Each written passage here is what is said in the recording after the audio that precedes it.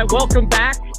We appreciate you hanging with us on this Monday. Hope you made it through the weekend okay. It's the Yahoo extended version of the Deeper Dive, the full Deeper Dive coming your way at about a half hour from now. But until then, myself and Matt with you. Jordan is producing everything provided by Yahoo. We'll get to that in a second. Hit that thumbs up button if you're hanging, waiting for something juicy from Matt. Don't worry, it's coming on this 10-game slate. And make sure you're subscribed as well to the Awesemo DFS and really all three channels, the DFS, the Fantasy Football, and the Odds channel. What's happening, brother? All set for tonight? Sixers, Kings. I know you're ready to lock in that late night West Coast action.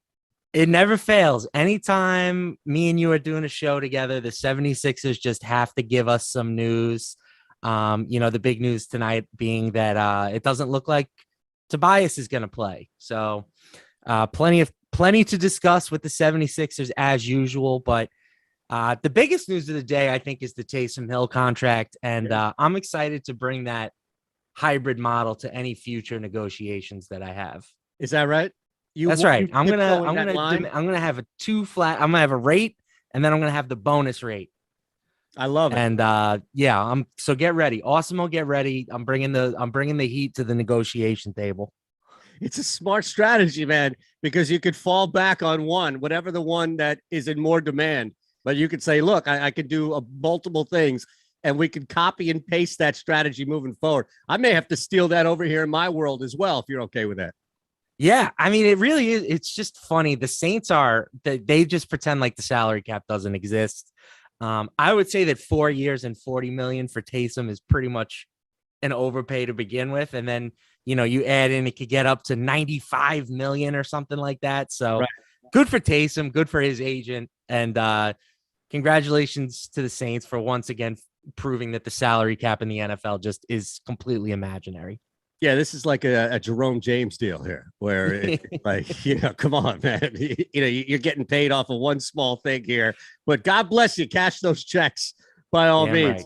All right, man. We'll look through it position by position, and we'll start, of course, with the point. But I am curious because, yes, it does feel like it is strategy that the two of us are constantly on a slate where the 76ers are involved, but that's deep on the back end here. My question, this feels like one, if not the only time that we've had this big of a slate where normally it's been around 7 or 8. That's kind of capped us. Now we're in that 10-game range. What changes for you tonight? Slate specific, of course. Yeah, I mean, it's very similar. You're going to take the value plays where you can get them. You want to exploit any of the pricing inefficiencies depending on whatever site you're playing on. Like on Yahoo, DeJounte Murray seems pretty drastically underpriced at only $38. So he's somebody that I will have more exposure to on Yahoo than on some of the other sites. I think, that's the big benefit of playing on, adding a site like Yahoo into your portfolio is it gives you more opportunities to just look for inefficient pricing and take advantage. All right, so let's do that. And we'll start with the point. Look, a couple of high price guys in Hardin, Ball. Still have Ja Morant there at that $40 range. And then you start to hit that 30 range. So stars and scrubs has definitely been a repeat theme for you. And when we pay down, we certainly pay down. Where does this apply at the point with some pretty big names that you're paying for up top? Where are you applying the star or the scrub on the point spot? Yeah, so I think DeJounte, right now, he is the 4th most expensive point guard, tied with Trae Young. But we have him projected for the 2nd most fantasy points at the position and just barely behind James Hardin. So Hardin, he's somebody I think we can cross off with Kevin Durant, back in the lineup. He's not really worth that $48 price tag. I would much rather save the money with DeJounte at the position. LaMelo also is going to be intriguing to me. I think he's just kind of displayed that superstar stealing this season. He's got 50 plus in back-to-back games. He's shown upside for 60. So he's always somebody that I'm going to be interested in if I'm paying up. So for me, yeah, DeJounte and then LaMelo. Are we looking at anybody in that mid-range? Can you get to, I know he struggled from the floor, but there are a bunch of other numbers that are going to come with that. If you're looking at that like mid to low 20s and below, maybe not full on punt yet, but can you get to the other ball? Can you get to somebody else, maybe in that mid to low 20s range, even a Mike Conley, depending on how you're looking at, of course, Donovan Mitchell, who we're going to get to. Yeah, Conley was somebody that jumped out to me. That's a game that I think has some appeal on this slate. That's been a theme of the season for me, is just the continued plummeting of these totals in these contests. And there's some data out that basically every subsequent week we're getting slower and slower paces. So you need to be selective about which teams you're looking at here. And the Jazz, to me, stand out as probably the best team to target on the slate. They have a 116.25 implied team total. That's first. They're taking on the Grizzlies. They're dead last in defensive efficiency. The Jazz are first in offensive efficiency. So the Jazz are just a team that I feel comfortable is going to put points on the board today. And that has not been a given for, most teams this year. So I think Conley at $20, he grades out pretty well in our models from a value perspective. And he's not catching a ton of ownership. So yes, Mike Conley for sure, somebody I like. I have to insert at least one guy on one position into the conversation, but this one I think actually makes sense. And there's somewhat of a narrative. It's also somewhat of a reality situation. No Tobias Harris. There's going to be a lot of volume. We know Tyrese Maxey is going to take on that load. On top of that, look, from an individual matchup randomly at the end of November, if you were going to match up the Kings and Sixers, I think there's some merit to it. But what we do have to factor is shit was so bad that they fired their head coach over the weekend. And granted, I don't think De'Aaron Fox is just going to wake up tonight and say, all right, let's do it. Let's win one for Luke. But this team is in disarray. And I think combination of who's out next to him with a team that's just bad. The Sixers are bad right now because they're missing top guys. Maxey's still a starter. $27, though, I would understand, Matt, if you're getting to that point where $27 may still be a little too high, even with the expectation that Maxey's going to get a ton of volume and minutes against the Kings. Yeah, there's definitely some sticker shock, right? 27, but the Kings are another great matchup. They're 25th in defensive efficiency to start the year. Maxey has been really good, right? At least 40 Yahoo points in 5 of his last 7. I don't know if I can pay 27 for him, though, when you can get Lonzo for $1 less. You can go up and get, Drew Holiday's $2 more playing against an Orlando team that plays zero defense. So I think I might push back on Maxey a little bit, especially since we have him projected for the most ownership at the position by a pretty significant amount at over 30%. It might be at the point where he's a little bit too expensive. I don't blame you if you want to play him. I mean, the game log certainly justifies this price tag, but I may be looking elsewhere. I think, again, DeJounte is my favorite guy. And then if you wanted to go down with a punt play, there are some appealing guys to choose there too. All right, why don't you give us one or two, and then we'll hit the 2 spot. Well, I think we could be looking at a little bit more of a Shake Milton performance. I know his last game wasn't great. His last game wasn't great. He only played 16 minutes, but the 2 games prior, he had 25 and 27.6. You'll take that at $12. I also think you can look at RJ Hampton for the Magic. They're going to be without Cole Anthony. They are likely going to be without Gary Harris. And Hampton's coming off his best game of the season, 39.5 fantasy points over 28 minutes. The thing about the Bucks matchup is that the Bucks do play at a somewhat fast pace, and Hampton's role should be safe, sort of regardless what happens. If this game turns into a blowout, it honestly might help Hampton in that regard. So you don't have to worry so much about the game script.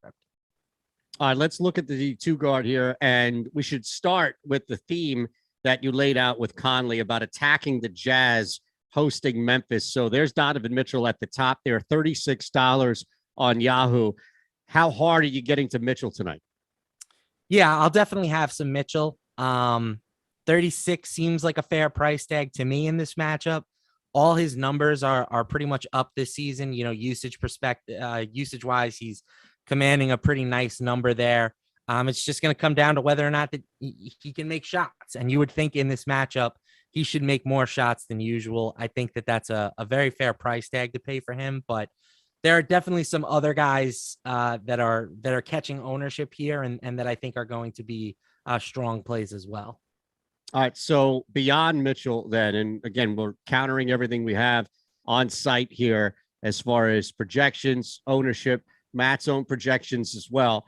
And you can take full advantage of everything. If you're new to Yahoo, then combine the two. The links below are there for you. $10 just to mess around with and use accordingly. Just click that link. You don't have to be new there. If you haven't signed up for Yahoo, then you can take advantage of what Matt's laying out for you tonight and get 1 free month of Awesemo Plus Platinum on top of all of that. It's really insane here. And I don't know why you wouldn't be taking advantage of that every single angle. You see people constantly tweeting, thank you guys. I can't believe it. Finishing 1, 2, 3, wherever it may be, winning a ton of money. And it's always people who are using multiple elements of what we have. They're listening to Matt. They're watching the show. They're following along, but they're also having the tools out and using every projection that they can here. So beyond that, now Beal's above him. So I don't know if you were looking at anybody else to spend up.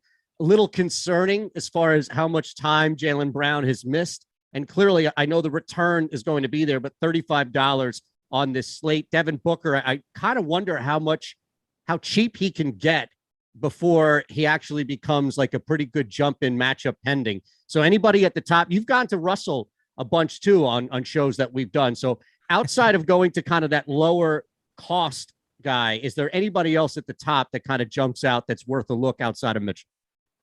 I have gone to bat for Russell pretty often, and he's come through. I mean, he's returned value now in 6 straight games, but I do think Devin Booker at 32 is worth some discussion, right? He's projected for the second most points in our projections tonight at the position, but he's only 4th most expensive, so he's worth some consideration. I think Jaylen Brown, unfortunately, is a scratch off. I don't think I would expect his minutes to be monitored somewhat in his return to the lineup. So, especially in a matchup against Houston, right? The Celtics can probably win that one without, 35 plus minutes from Jaylen Brown. So, I would rank, if I'm paying up at this position, I would go Mitchell 1, Booker 2, and Beal 3. That would be sort of that. And then Russell would be in the next tier down. Is there any value to countering the Sixers tonight with the Kings? Halliburton at just $24 seems like a lot. So I don't know if you would look to start going a little lower, maybe even taking a shot at someone like Suggs at 18. Yeah, well, first, I think if you're going to pay in this mid-20s range, Darius Garland is where you want to go. He has kind of become the de facto top guy for the Cavaliers, given their injury situation. At least 38 minutes now in back-to-back games. So Garland for $25, I think, is a pretty nice value. He's projected to be the 2nd highest owned player at the position, behind only Suggs, who we can, kind of project him to be a nice play here with the injuries that the Magic have. They didn't stay very competitive with the Bucks in their last game, but Suggs had a usage rate of almost 35%, and he finished with more than a fantasy point per minute, despite shooting 4 for 15 from the field. So there's lots of reasons to expect a better performance today. You need the Magic to keep this one a little bit more competitive, but as long as that happens, Suggs is underpriced at 18. All right, let's hit the 3 spot. Any punt? Last opportunity here. You want to drop a $10? You don't have to by any means. Just want to make sure. Yeah, I don't see a punt that I love here, but one more guy, Seth Curry. We'll throw him out there at 16. At your own risk, my friend. $16. I mean, look, that's a quasi punt, right? So I get it. Like if Seth Curry is getting you a quasi punt cost, then go ahead, take a shot, especially without Harris. Granted, it's not just going to be Tyrese Maxey for 55 points tonight. So you're definitely going to have an opportunity there. All right, let's look at the small forward spot. And again, a reminder coming up in about 15 minutes or so. Boss man Alex is in the house with Adam. They have you for the full deeper dive. And then it's Greg and Terry leading you up live before lock. Adam's deeper dive is available. It's free on awesemo.com each and every day for you to follow along with what Adam's writing to all of the content that we have, including this one here. Now, $44 for Jason Tatum. I know you laid out a reason not to go to Jaylen Brown, but Brown just being back is going to vulture into some time for Tatum. $44. I mean, you better be damn certain if you're paying $44 that you're getting somewhat of a return, and not that scenario. I don't know if it's even worth it to get to much of Tatum tonight, Matt. Completely agree. He is not popping in our projections, showing up as a really poor value at 44. And that is in line with sort of how I'm viewing the situation, because not only do you have to worry about Jaylen being back and cutting into the usage, you've also got some blowout concerns here with the Celtics being 11.5-point favorites. There are multiple ways that this doesn't end well for Jason Tatum tonight. So he's somebody that I'm kind of just scratching off here.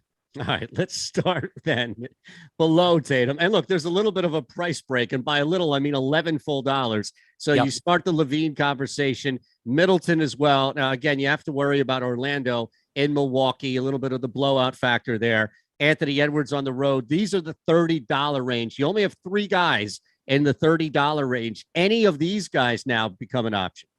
Yeah, this price tag seems a bit disrespectful to Zach Levine, in my opinion. Levine is one of the best scorers in the league. The last time I checked, he was 4th in the league in scoring. Not the greatest game yesterday versus the Knicks, but still finished with over 38 fantasy points. He's returned value in 5 straight games, and yet his price hasn't budged. We know the Pacers don't play a lot of defense, so I think Levine is certainly like my favorite in this $30 range. I know Anthony Edwards is a favorite around here. I've gotten into arguments with guys like Greg, because I stand for D'Angelo Russell over Edwards. But for me, there's no comparison between Levine and Anthony Edwards. All right. So from there, we start to look a little lower here, and we hit that giddy range, if you will. Not sure how much you get to. Look, no Tobias Harris, so I don't know how much appeal this has now for a guy like Buddy Hield at $21. Where can we look at more of this mid-range, or maybe even start to take advantage of just minutes and opportunity for a guy in like that mid-teen range of a guy in Wagner? So I think the Thunder are going to be a key team to watch here. They've got Gilgeous-Alexander is questionable. He's been slumping, so it would make sense for them to give him the night off, in my opinion. Like the Thunder aren't playing for this year anyway. They're playing for another high draft pick. What's the harm in sitting a guy out if he's battling an injury? So if he sits, then Giddey becomes very intriguing to me at $24. Not a huge usage bump with SGA off the court this season, but he is more of the primary facilitator. His assist rate spikes pretty drastically in those situations. So he would definitely have some appealing upside for his price tag in a matchup against the Hawks. All right. So beyond that, are we dropping any type of, again, there really isn't a pay up. You mentioned Levine, so you could apply the star mentality here by getting somewhat of a discount, not scrub or even mid-range here. But if my point being, Matt, is that when you're getting someone like Levine on this much of a slate here, wide of a slate, 10 games at $33, you don't really need to force a punt at this position. True. I do think you can consider Kevin Huerter if you want to go down to 11, if you're looking for a punt play.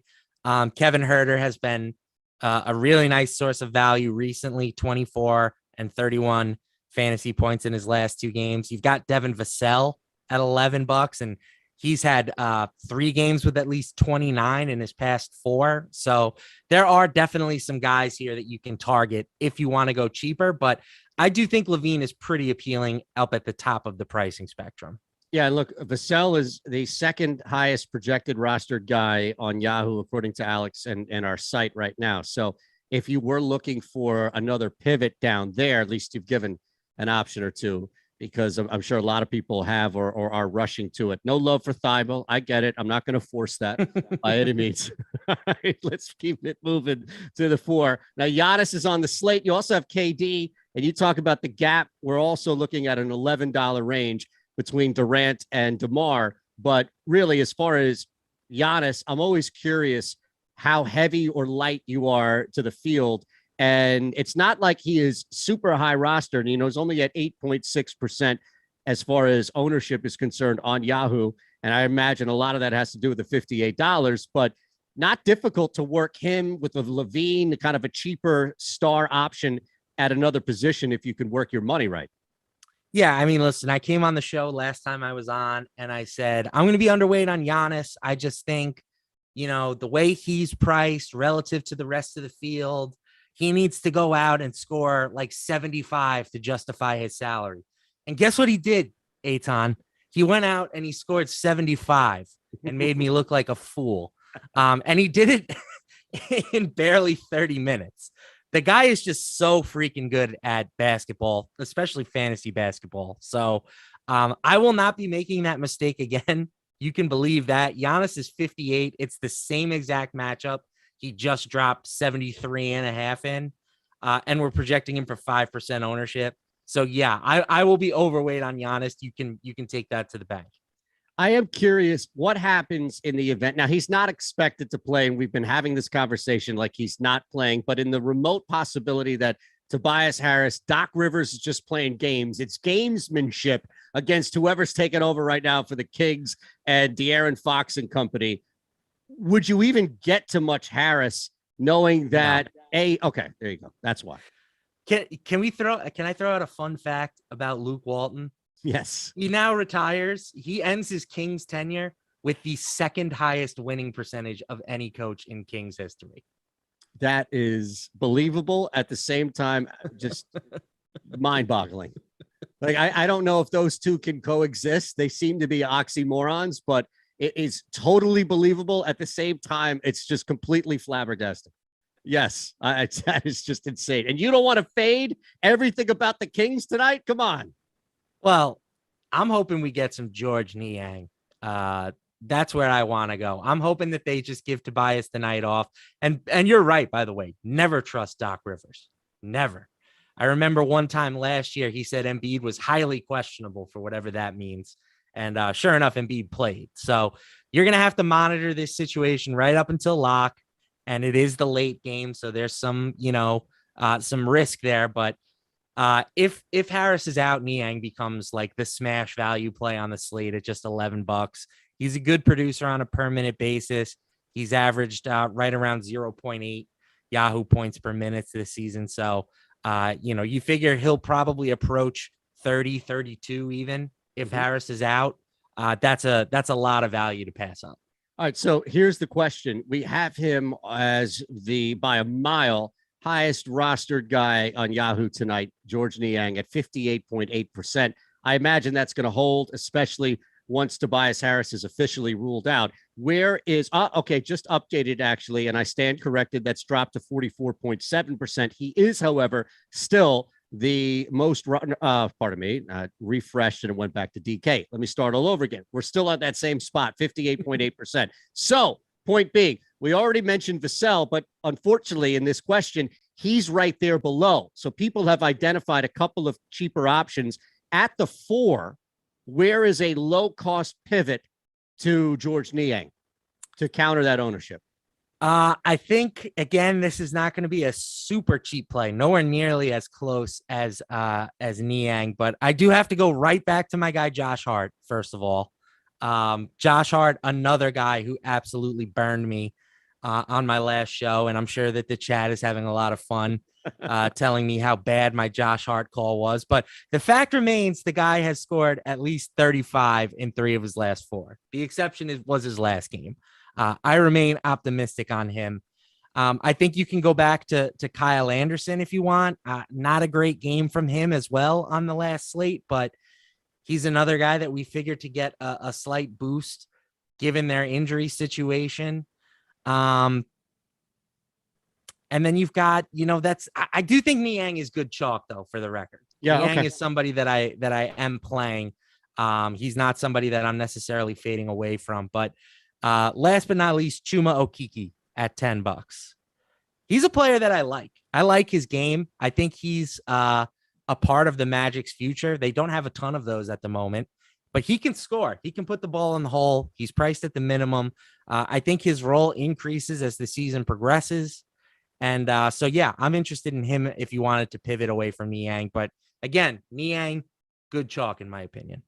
All right, brother, let's round out, as we always do with the center, the big man here, and we'll factor in no Embiid for Drummond. A lot of love on the chat I see for Andre Drummond tonight. A bunch of people loving the Drummond chalk, and he is projected to be at 20.8%, the second highest rostered center behind Bobby Portis, who comes in clearly cheaper at 24, but we've talked about this as far as the price catching up to Drummond, $30 tonight. So let's reward the chat. They want to know, is it the right move to go chalk with Drummond? I mean, has his role caught up to his price? Like, no. Andre Drummond is coming off 23 minutes in their last game. He had a 6% usage rate. Like, my initial thought is, yes, this is a very cheap price tag for him. But do I want to play chalk Andre Drummond, given what we've seen from him recently? The answer is no to that question, in my opinion. We know Drummond is a great per-minute producer, right? When he gets the opportunity, he plays well. But do we think that the Tobias Harris absence would be that big of a spike in playing time for him? So I'm fading Drummond, or I'll be underweight on Drummond. For the record, he does grade out somewhat well in our projections today, but I have no interest in chalk Andre Drummond. All right, before we end here and hand things over to Alex and Adam for the extended deeper dive, give us like a couple as far as, maybe one or two guys you're looking at the top and a punt option. But to respond to the point you laid out, I think you're right, 100%. And if I'm looking at somebody in that $20 range, I'd rather take a shot tonight on Richaun Holmes at his cost than I would at Andre Drummond in his cost. Agreed. I like Richaun Holmes. I will say that I do have interest in Bobby Portis chalk. Like, I'd rather play Bobby Portis chalk than Andre Drummond chalk, because Portis, his minutes are locked in and he's just a better basketball player. Yep. So I would rather go there. And then you can start, if you really wanted to explore some of these value options, like Daniel Gafford is popping in our projections at $14 for the Wizards. And then you've got some $10 guys you can consider too, like Brandon Clark. So I think for me, it's going to be mostly Bobby Portis at this position. He just hasn't let me down. Bobby Portis is a very reliable option. We can pencil him in for 30 plus minutes and what you're going to get from him. And he is worth well more than $24. All right, brother. Anybody last second here that we're punting on before we get out? No, I think that's it. Okay. I think that's it. Good luck to everybody on the slate. Enjoy hanging out with Alex. I want to do a show with him one day. Maybe I'll absorb a little bit of his knowledge. Well, I'm sure Adam is more than happy to take the next hour off. No, well, not today. Not today. Oh, okay. Okay. I was going to say it's a seamless transition. You don't even have to move. Adam was like, shit. All right. I can get out early. I'm sure the chat would love that, by the way. I'm sure they would love it. They're here regardless. They're here for all of your insights. All right. Now, speaking of the chat, we're out of here. Don't go anywhere. Hit that thumbs up button, please, if you haven't already. And make sure you are subscribed, of course, to what's going on. Those links are going to stay there below. Take advantage of them from Yahoo. The $10, the one free month of Awesemo Plus Platinum. Boss man, Alex is in the house with Adam coming up for the extended full-on deeper dive across the board. And take advantage of Adam's deeper dive free each and every day. Matt, we'll do it again this week. Pleasure.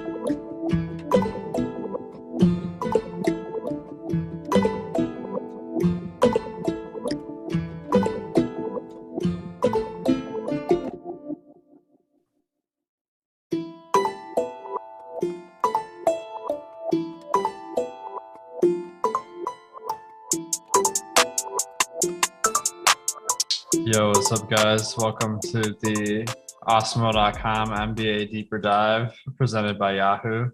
Got a nice 10-game slate here. A lot of news happening. So glad you guys are with us up to lock. Joined today by Adam Ship My Money Share. Adam, how you doing, man? Doing well. Took yesterday off from NBA, so excited to get back to it and hopefully get back to winning. Had a rough week last week, so looking to get back to doing what Jordan Lockhart does and just win every single day. That's the nice thing about NBA is you always got another chance the very next day to get back in the game. Now, last night's slate was kind of interesting because we had Jokic questionable, and then he was ruled out after lock. So this actually just happened. The last Jokic slate he was on as well. So in general, when something like that happens, how do you handle it in NBA DFS? Just be ready to swap. I actually spent some time or have spent some time this year working on trying to get a little bit better late swap process. I think that's something that I've always struggled with. I think it's one of the more difficult things to do well. But I think it's important to have a way to still to swap to, I think yesterday you said Michael Green started in his place. So it's important to be able obviously to swap to those guys, but also still keep some sort of semblance of like contrarian lineups as well. Yeah, that's always a tough thing. Like one of the tricks I use is in Fantasy Cruncher that you can use the My Data column to set a maximum ownership. So what I've been doing is setting a maximum ownership and then swapping with that constraint. But that really it's tricky to pull off even then. So I ended up getting a lot of JaMychal Green, but then I didn't have the right other guys because I ended up getting all the Bulls, and it wasn't the best day for them. So, guys, before we get into today's breakdown, if you can give us a like on the YouTube video, much appreciate the positive feedback, and hit subscribe. Keep up with all our shows. And on Awesemo.com today, we have a lot of free stuff. We got the Monday Night Football player rankings, the NBA main slate, ownership projections. So we can talk about that while we're doing a breakdown, and NHL player rankings. And of course, our comprehensive slate breakdown, the NBA deep dive written by Adam, free every day. So make sure to check that out on Awesemo.com. All right, so first the game, we got Brooklyn at Cleveland. The more interesting information is on the Cleveland side because we got Lauri Markkanen and Jared Allen coming off the injured list to start this one. So what do you see happening with the Cavs now that Jared Allen and Markkanen are back in the mix? I see it getting messier. I think that there's still, upside in these guys. They're still good fantasy options, but this is a team that's gotten a little bit more expensive as a result of Markkanen and Allen and Sexton being out. Now you get Markkanen and Allen back. Kevin Love is back. He wasn't really playing prior to Allen's illness. So I think it's kind of a difficult team to be really confident in the minutes projections because, for example, before his illness, you were getting a lot of 35, 36-minute games from Jared Allen. Now you have Love potentially cutting into that, but at the same time, Mobley is still out. So maybe you get mid-30s in minutes from Allen still. Same can be said for Markkanen, who was out a bit longer than Allen.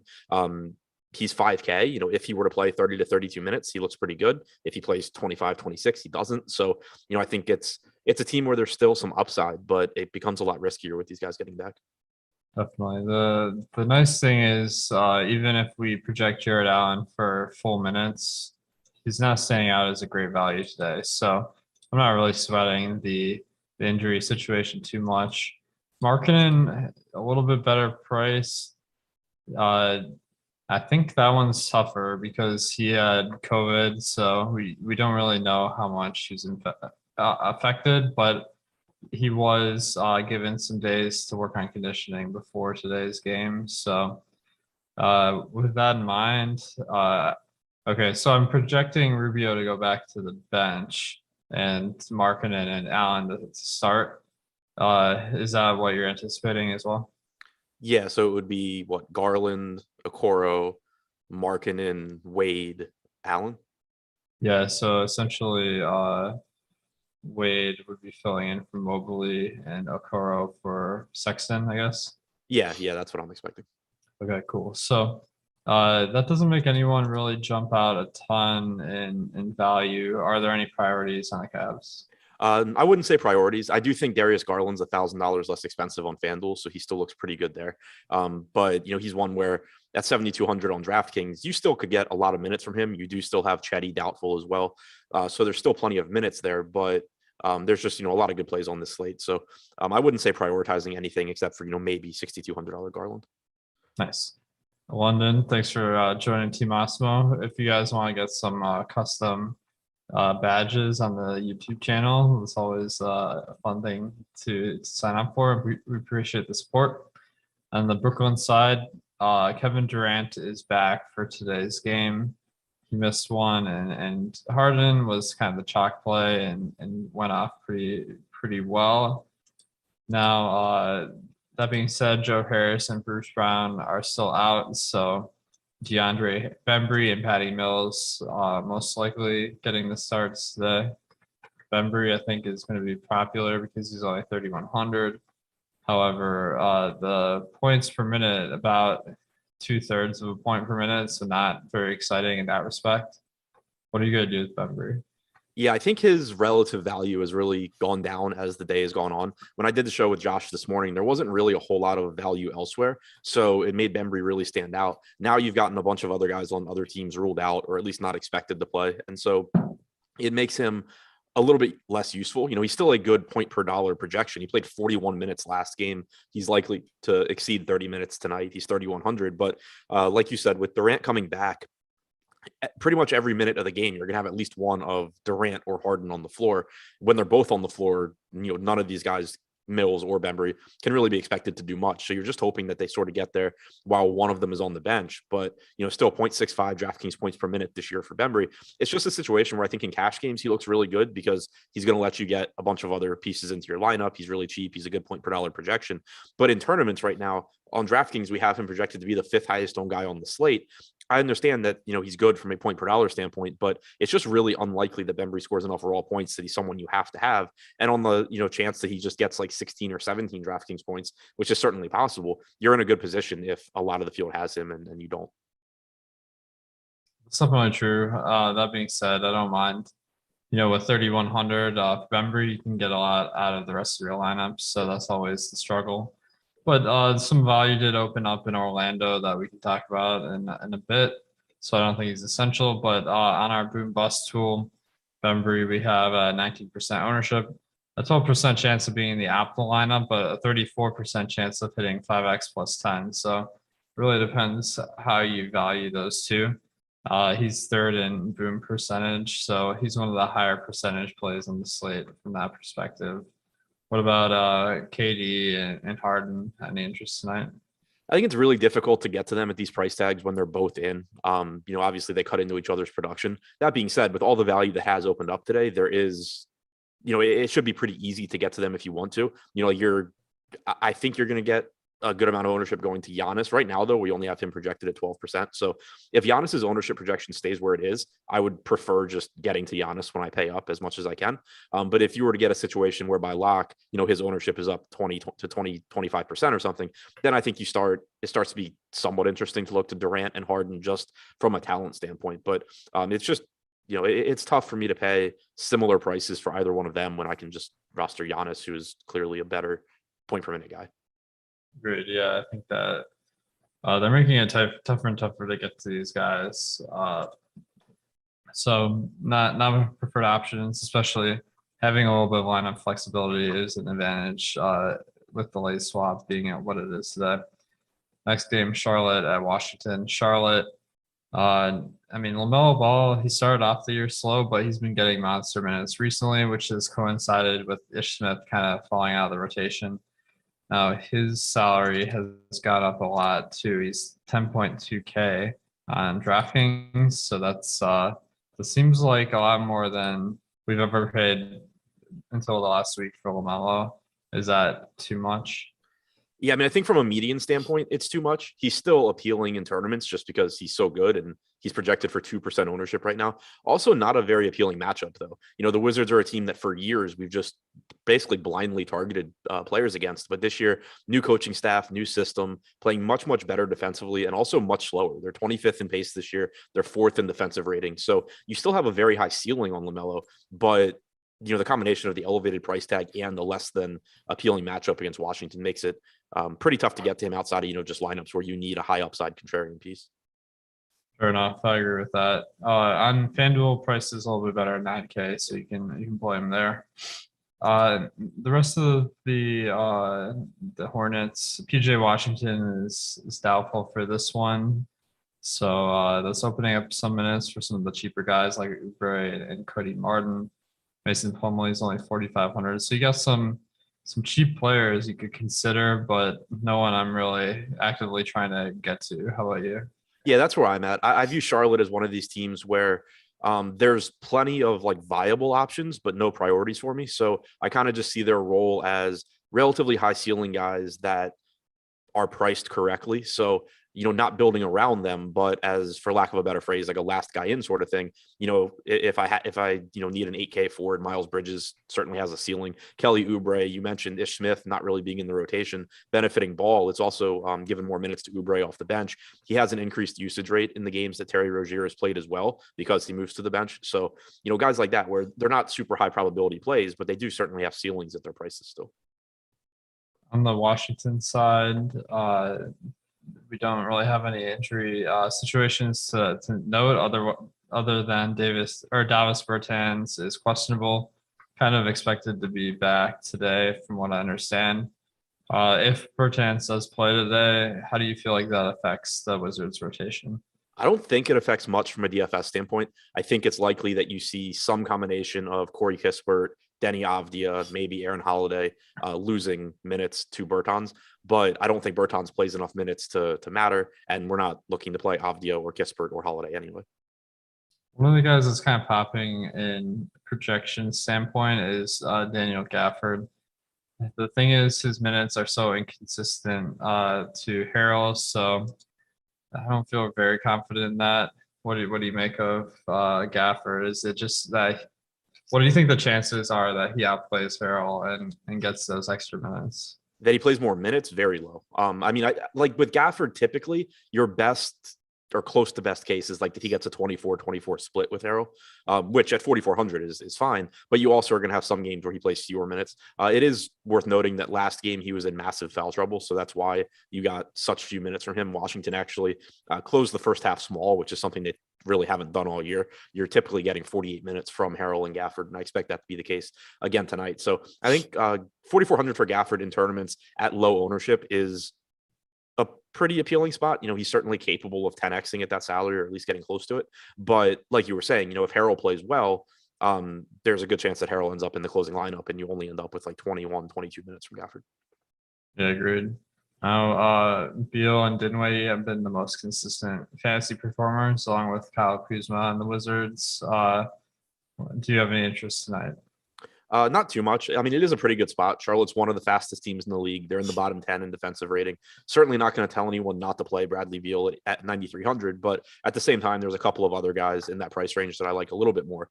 So I view Washington similarly to Charlotte. I don't think there's quite as many guys on Washington that I have interest in, but guys like Beal, like Harrell, like Gafford, I think are sort of just, I'm not going to have a lot of them, but they are low owned. They do give you a very high ceiling. Now, Houston at Boston, this one, Houston's an 11.5 point dog. So that's nothing that we wouldn't expect. They've been one of the worst teams in the NBA this year so far. But sometimes we can find some good plays within that. Now, I don't see a ton to get excited about. Christian Wood, 7,600 on DraftKings. He's been pretty good, but the minutes have trended down in the last couple of weeks. Kevin Porter is questionable, so I think that will kind of be a factor. If he's out, then Jalen Green and Eric Gordon will get big bumps. Do you think there's anyone worth playing if Porter does play today? I think Houston's really interesting in tournaments because they're a really bad team. So they get blown out a lot, and that's reflected in the spread tonight. but they're also not getting much ownership. And the reason that I think Houston is interesting is in competitive games, they run a pretty tight rotation. They play their starters a lot of minutes. They're not one of these teams like Oklahoma City where they're just running, 12 bodies out there and most of their guys are only playing or aren't playing enough minutes to really matter. If this game happens to be competitive, it's likely you're getting 36 minutes from Wood, 33 or 34 if Porter's in, 34 from Green. So I do like that they're low owned. And it's a situation where, we talk sometimes about players, liking players in tournaments that are volatile, where like if they play well, they're going to get more minutes in the rotation. That's kind of how I view this Houston team, because if you roster somebody like Christian Wood or you roster someone like Jalen Green and they play well, it increases the chances that this game ends up being close and that they get those extra minutes in the fourth quarter. So if this team were getting ownership, I wouldn't really have much interest at all. But since they're not, I think that you have very high ceilings here just because of the volatility. Their prices are basically set for their average playing time, which accounts for the fact that they get blown out a lot. But, in these competitive games, they're playing huge minutes. That's certainly true. Now, if Kevin Porter misses this one, I think that does improve the value of other guys because he's kind of getting a lot of assists and buckets. So if he does miss this game, how would you feel about Jaylen Green, who got the start at point guard last time that Porter was out? Yeah, I think it would make Green look even better. He's, certainly struggled to produce at times this season, but he was one of the top overall picks this year. He's definitely talented. And if Porter's out, you just get more opportunities for him. He's played a total of 178 minutes without Porter on the floor this year. Only 0.65 DraftKings points per minute, 19.6% usage percentage, 17.2% assist percentage. But he's cheap and would play a lot of minutes. You certainly could see, that per minute production increase as the sample size increases. All right, we got a question from Sky Murray in the chat. He wants to know, how do you use the boom percentage on Fantasy Cruncher? So essentially what this is it's the probability that he's going to put up a score that you're going to like in tournaments, 5x plus 10. And like the way I see NBA lineups is kind of like a parlay where you need all 8 guys or 9 guys in the FanDuel to get that kind of threshold to have a reasonable shot at winning a GPP. So that's how I'm using it. I'm just multiplying the percentages together to estimate the chance that my lineup's going to be a GPP winner that night. Now let's go to one guy on Houston. I'm kind of curious. Your take is Alperen Şengün. His minutes haven't been anything to write home about, but he's more than a point a minute guy. He's only 4K. And in games where Tice has started, he's gotten minutes. There was one game where Wood started at center and then Şengün barely played. So why do you think they mixed up the starting lineup and then went back, and are you expecting them to keep Tice as the starter? Yeah, so Silas had said that he basically was going to just adjust his starting lineup based on the opponent. So that's why he had started, I think it was Daniel House a couple games ago. And then he went back to Tice against Robert Williams and Al Horford. I'm assuming you get the Tice Wood front court, which, like you were saying, would lead to Şengün projecting for a few more minutes off the bench. So, at 4K with a chance of playing 22, 23 minutes, he does look like a decent value, assuming that Tice and Wood start. Nice. That's someone I could gamble on. Although center, it is a little bit tougher to lock up some risky plays. Now on Boston, Schroeder and Robert Williams are probable for this one. Meanwhile, Jaylen Brown is back. I don't think Brown is playable one way or the other since he's 9,600 on DraftKings. But what kind of minutes are you expecting? Just so you kind of figure this one out. Yeah, I mean, it's tough because he was out for a while, but I think it's likely you get around 30 minutes, give or take. I'm not expecting him to just, come back in and suddenly play 37, 38 minutes. We have him projected at 27. I think that's reasonable. I think anywhere in that like 27 to 30 minute range is a reasonable guess. Yeah, I agree with that. It's not enough to be fantasy playable, but it should impact the fantasy value of guys like Tatum, Marcus Smart, and Dennis Schroeder. I assume that Schroeder goes back to the bench. Is that your assumption? Yeah, that's what I'm expecting. I think you get Smart, Brown, Tatum, Horford, and Williams. is there anyone, and if that's starting lineup that you feel confident in for DFS purposes? I wouldn't say confident. I think that the pieces I'd be most interested in are the cheaper ones. Marcus Smart at 5,500. His production is hurt by Jaylen Brown, just like everyone else's, but he's still cheap and likely to play a lot of minutes. So don't mind that against a really bad Houston team. You can certainly get to Horford or Williams still, but it makes it so, if Brown were out, this would be arguably the best team to go to on the slate. With Brown in, it just takes enough production away where I don't really see priorities. Yeah, agreed. So Boston, a little bit tougher to get to tonight, but hopefully we'll find some good games as we go on the slate here. You guys, we have a special for Black Friday that we're launching now, and it's our NFL Express Weekly package for only $1 for the first week with promo code STUFFING. So the Express package includes rankings, ownership rankings, and access to our Discord. And it also includes all information for NFL Showdown and Tiers contests. If you get the NBA version, that also includes Showdown content for the main Showdown slate of the day. That one's $5, but if you use the promo code STUFFING, you can get the NFL one for $1 for your first week. You're getting a ton of Showdown slates between tonight. You got several on Thursday and then on Sunday and Monday. So this is probably the best week to take advantage of the Showdown packet or Express package for $1. Stuffing is a promo code. All right, Oklahoma City at Atlanta. OKC's an 11.5-point dog. So not expecting this one to be close on an average night. Injury situation, Theo Maledon is out. Shai Gilgeous-Alexander is questionable. So Shai Gilgeous-Alexander's availability is really going to impact the slate. What are you expecting here? Yeah, it has a huge impact because Oklahoma City is a team that typically runs really deep rotations, but you have Theo Maledon out, you have Trey Mann out. So if SGA were to sit, you can be a little bit more confident in minutes going to guys like Ty Jerome and Aaron Wiggins, who are both close to minimum salary. So it would really open up a lot. Plus, it would also increase production, most likely, for someone like Josh Giddey, who already leads the team in assist percentage. But without Gilgeous-Alexander on the floor this year, he's been even more productive. He has a 37% assist percentage without him out there. So if Gilgeous-Alexander is in, I think that you're kind of just looking at the starters, in particular SGA himself and Josh Giddey at 6K, where you basically can roster a point guard at small forward or shooting guard depending on the site. But if SGA is out, then not only does Giddey get better, but you're going to start getting value options like Ty Jerome and Aaron Wiggins. Yeah, I agree with that. Giddey seems like he would really stand out. He's already priced pretty well on DraftKings and FanDuel at 6K, so that would definitely be a great option if Shai Gilgeous-Alexander misses. Dort seems to have a reasonable price if Shai plays, but if he's out, should get a bump. Who do you think would get a start in place of Shai?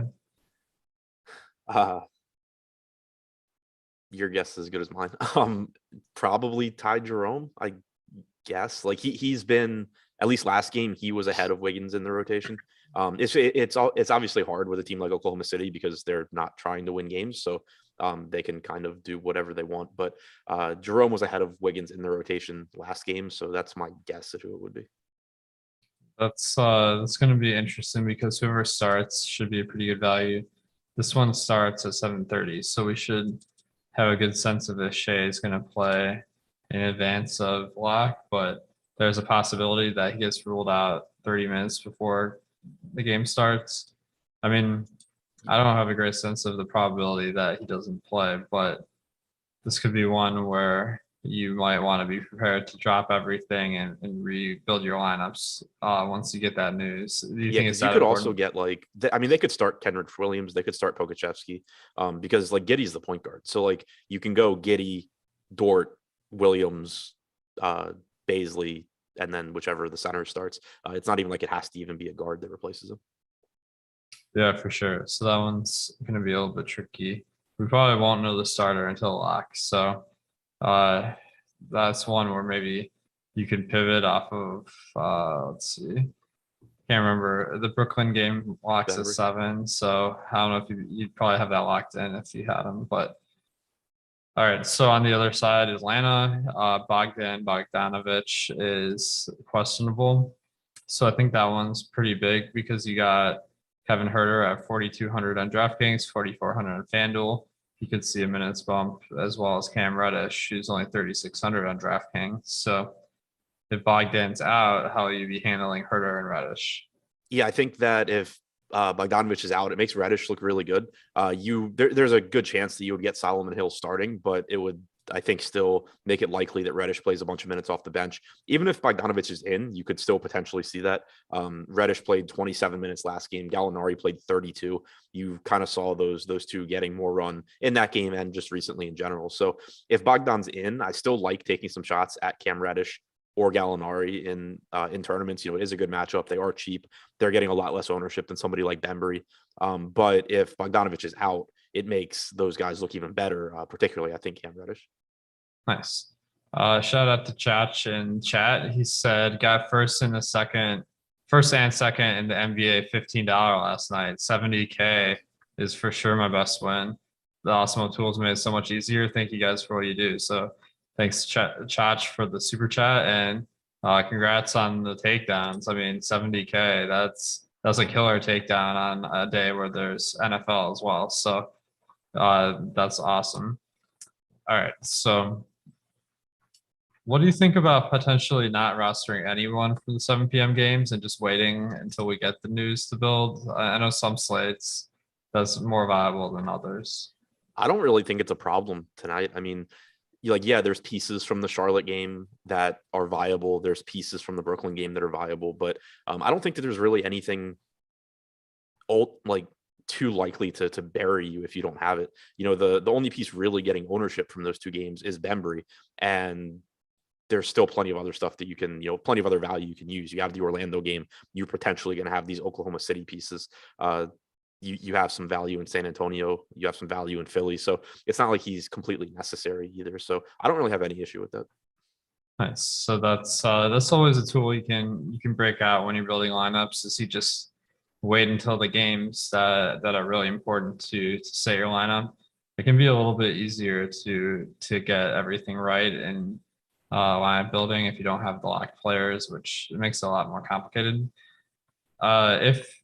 If Bogdanovich is in, do you see any good options on the Hawks tonight?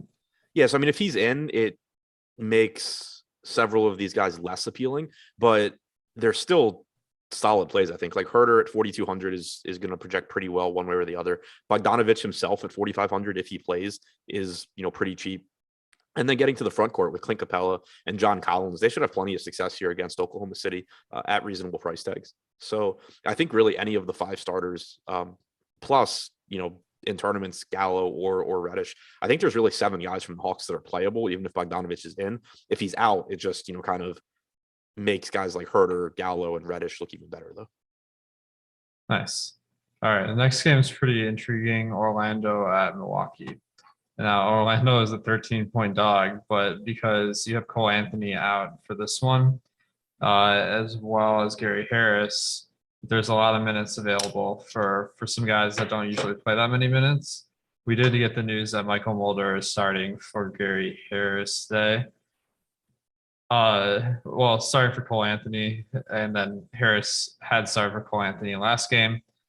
I don't know exactly what to make of Mulder. I know that at points in the season last year, he had a role on the Warriors, but never seemed to really lock down consistent playing time. What's your read on Michael Mulder, who's starting tonight? I'm basically viewing him as like a placeholder type guy. Like, I think you probably get mid-20s in minutes from him. I'm just viewing it as like they didn't want to move RJ Hampton or Chuma Okeke or Terence Ross into the starting lineup. They wanted to keep their bench rotation intact. Normally in those situations, like, I don't expect Mulder to close the game unless he happens to be playing really, really well, which typically he doesn't. So I'm kind of just viewing it like last game in the blowout loss to Milwaukee. Harris played 24 minutes and 3 quarters. I think that, Harris is somebody that at times you'll see close games. Here, my assumption is that Mulder could basically play those minutes, but then probably doesn't come back in the 4th. You're almost wanting to get to garbage time guys in this game. So, I mean, I'm not being serious, but I kind of wonder who would close the game if it was a blowout. Now, Mulder, he's 3,100 on DraftKings, so he stands out as a reasonable value.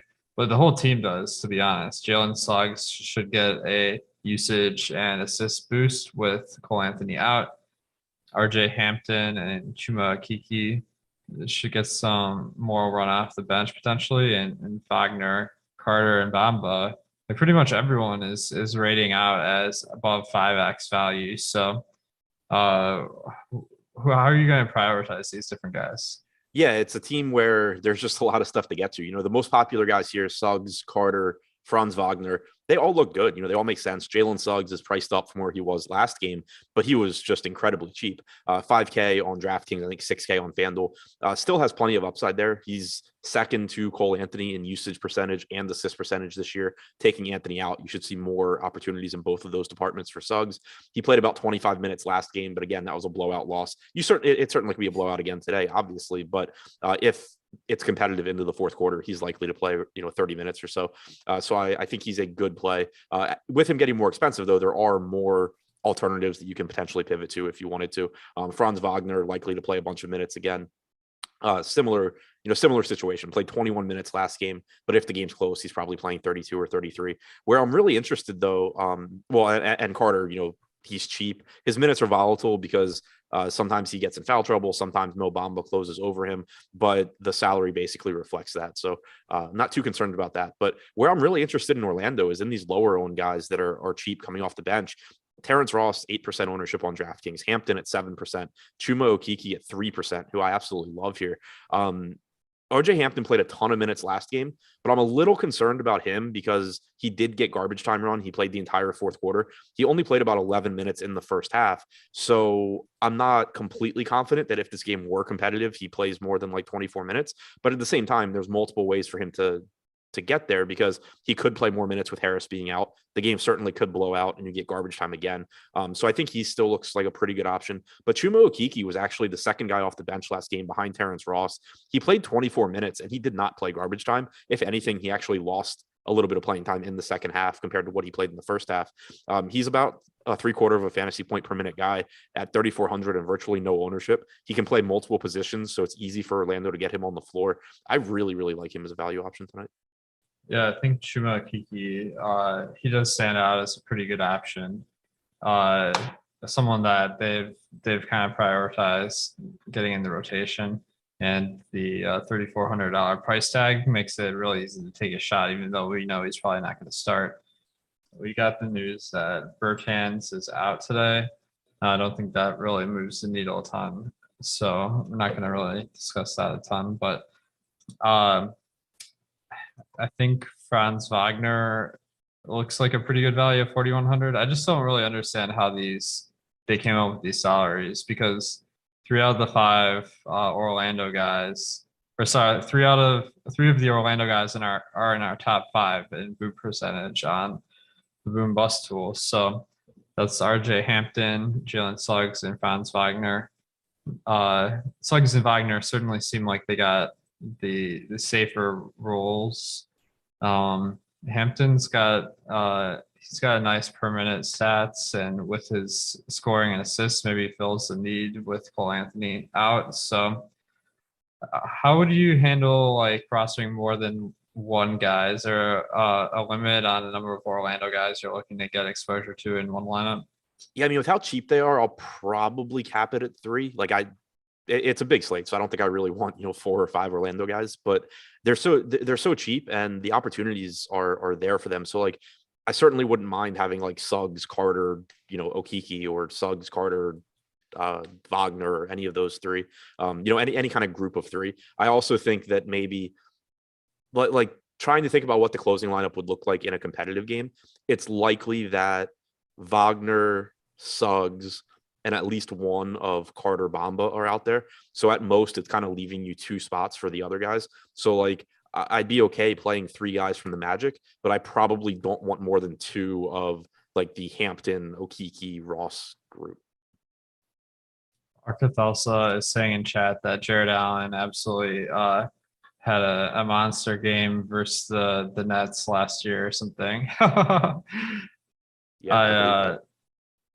I don't think that really moves the needle, but always fun to talk about. Yeah, I agree with the three guys, probably being what you want to cap it out at.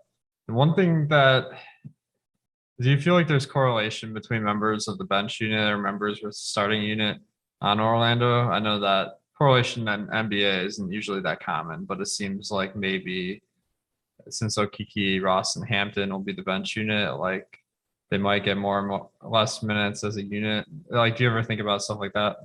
Yeah, and I think it's interesting here because one reason I was kind of thinking about it was like, if this game blows out, does the entire bench, play the fourth quarter? But in the last game, they didn't. Terence Ross and Chuma Okeke both subbed out where they, close to where they normally would. RJ Hampton played the entire fourth. But if it had been a situation where like those guys all got the garbage time, then I'd be willing to, just play like the bench unit together basically and hope that it blows out, or play the starters together and hope that it doesn't. But because it seems like, there's certainly not a guarantee that Okeke or Ross are out there in garbage time because they went to Mulder and they went to Robin Lopez and Mo Wagner and Brazdeikis. I'm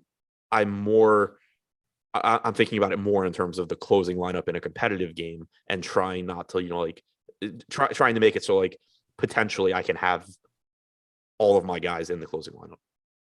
Mr. Shadow Dog in chat said he's only playing Hampton and the Okeke guy that Adam made up. So you convinced someone. Yeah, I think playing guys hoping for a blowout in the opposite direction is usually a bad idea because there's a correlation between getting blown out and bad performances. So on the Milwaukee side, I think we got to feel a little less confident with the minutes given the matchup, but the permanent production should be very good. So what are you doing with the Bucks tonight? Probably getting a lot of Giannis. I think that he was difficult to get to this morning, but with all the value that's opened up, I don't think it's that difficult now. He's got multi-position eligibility, which is nice. And you don't have Jokic on this slate. And whenever Jokic isn't on the slate, it just makes Giannis look really, really good because he's far and away the best per minute fantasy guy outside of Jokic. We have him right now projected to be the top scorer on the slate by nearly 10 raw points. Obviously you're paying for that at 12K, but I don't think it's gonna be that difficult to get to him. I would really like to get him into a lot of lineups, especially with his current ownership projection not being that high. Yeah, so if you just optimize by projection, I think Giannis not being a great value, you're not going to get so much, which is why the ownership isn't like super high. We have him at 11%. Well, we have him as like not only the highest projected, but the highest volatility player on the slate. So the boom percentage is actually 19%, even though he's less than 5x his salary. So in projection. So I think that is a good call. And there's plenty of value that we already can play to get him in there. What about Bobby Portis? He's been getting a ton of minutes. He's the guy I'm looking to on FanDuel because he's only 6,300. In the last 5 games, he's kept getting the same minutes as before since Brook Lopez is out, and Chris Middleton coming back doesn't seem to have affected him at all. How do you feel about Portis on FanDuel? Yeah, I think he's a good FanDuel play. Much easier to get to him there than at 7,200 on DraftKings, but he's about a point per minute guy, a little bit higher. It's obviously a good matchup against Orlando. And like you said, he's playing big minutes. If the game's competitive, you're expecting him to play north of 30. Last game, he played 34. So certainly on FanDuel looks really good. DraftKings, I think a little bit, more marginal. Oh, dang. Adam Troutman got a sprained MCL. Anyway, talk about that on the NFL show. All right, we got Minnesota at New Orleans. Minnesota, Josh Koji and Naz Reid are questionable for this one.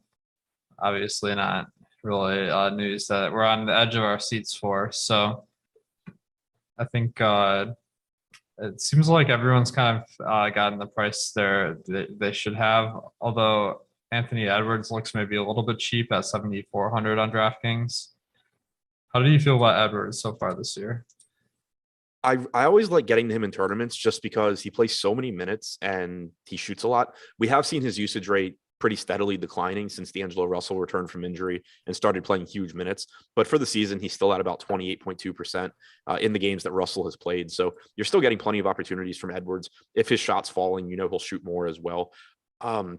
Also, guard and forward eligible on DraftKings makes him just really easy to get into lineups. So I do like him quite a bit. I think that Towns looks a little bit better than normal today too, because of not having Jokic. And really, I mean, the center position still has plenty of good options, but I don't think it's quite as deep as a lot of slates. And a lot of the guys that you want to play also have power forward eligibility. So that combined with Towns' salary dropping a bit makes me more interested in Towns tonight than I typically have been. Nice. Yeah, Towns always a very high upside option. One guy that has been getting more minutes recently is Jared Vanderbilt. He's been getting the start at the 4. He seems to have like an extreme volatility in minutes. So how are you feeling about him? Like, has he moved up in the coach's kind of scheme here, or what's been going on? Yeah, I think Vanderbilt's, as long as he's not getting ownership, I think he's a really good tournament option. Right now, we have him projected for 1%. But like you were saying, there's a ton of volatility in his game because he gets in foul trouble a lot. But then you've also had like some blowouts mixed in recently. He played about 25 minutes last game, but that was only in 3 quarters. You certainly could see him in closing lineups in competitive games. He's played well from an actual NBA standpoint this year. He actually leads this team in rebounding percentage as well. He's averaged 0.91 DraftKings points per minute. So I think that the volatility is sort of scaring people away, but he actually has a pretty high ceiling for his salary. Nice. And Beverly, I've seen to get to him a bunch because his price is low and he's been starting and seeing pretty good minutes at 5K on DraftKings and FanDuel. Is he someone you're looking at tonight? I like him as a pivot. Like, he's the same price on DraftKings as Jalen Suggs, for example. And, you know, I kind of alluded to it when we talked about Suggs. I think he's obviously a very good play with Anthony out, but it's not hard to see how he just has a mediocre game. You know, all you have to do is go back to this matchup 2 days ago where they got blown out. He only played 25 minutes. He had like 29 DraftKings points. Pat Beverly at that same price tag lets you keep, you know, a similar roster construction.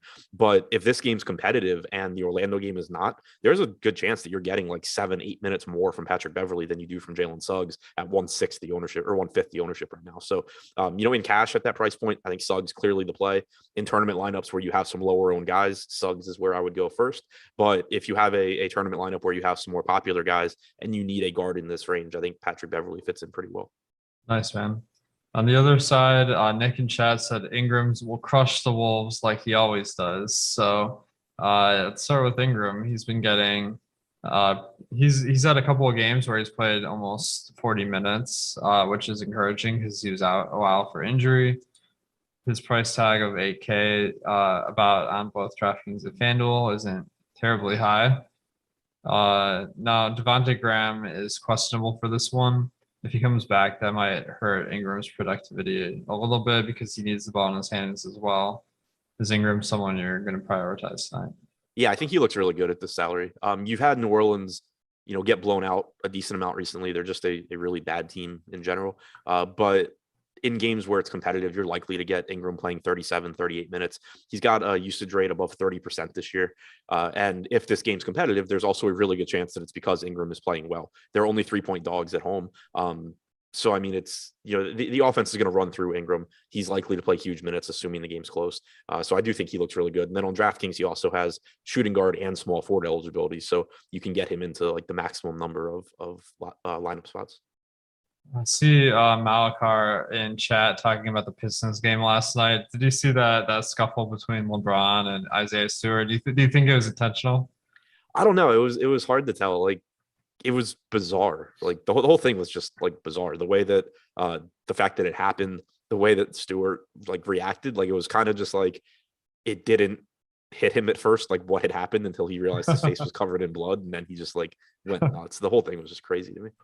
Yeah, that was wild. I mean, like the age gap in those two guys is ridiculous. Like LeBron's like 35 and Isaiah Stewart's 21 maybe. So like it's funny that he would want to fight LeBron in the first place. That just is like the craziest idea. Did you see Gilbert Arenas' Instagram post? No, what did he say? Way too much stuff to repeat, but yeah, you'll have to find it on Twitter. It's entertaining. All right, I'll have to check that out. I don't follow Gilbert on Instagram, but maybe I should. All right, on the Pelicans, anyone else that you're taking a look at? I know on the previous show, Matt was saying he really liked Josh Hart in the last game, but then he ended up kind of bombing. But he's been getting a lot of minutes, except for last game. and 5,500 on DraftKings seems reasonable. How are you handling Hart? Yeah, I think Hart looks fine. He looked better earlier in the day before more value opened up, but he's just kind of stuck at this price point that doesn't make a whole lot of sense given the number of minutes he's playing in competitive games. You're likely to see him play in the mid 30s at least. He's been around a 0.9 fantasy point per minute guy in the games he's played with Ingram this year. He let down a huge percentage of the field last time out. He was like 41% owned for some reason. Like, he was a good play, but really his ownership got like really pushed up and let down, a lot of people. But there's no real reason to take anything away from that game. He's always going to be somewhat risky just because he's not a high usage guy. But at the same time, that's what makes him in some ways like a strong option, because you're not really worried about him not getting shot volume, with Valanciunas taking shots and all these other high usage guys, Ingram and the guards, because he just rebounds well. He gets assists. He does everything when he's on the floor. So he doesn't need the ball in his hands to do well. I think the price tag is reasonable. I think he's a good play. Nice. I agree with that. Anyone else on the Pelicans worth mentioning?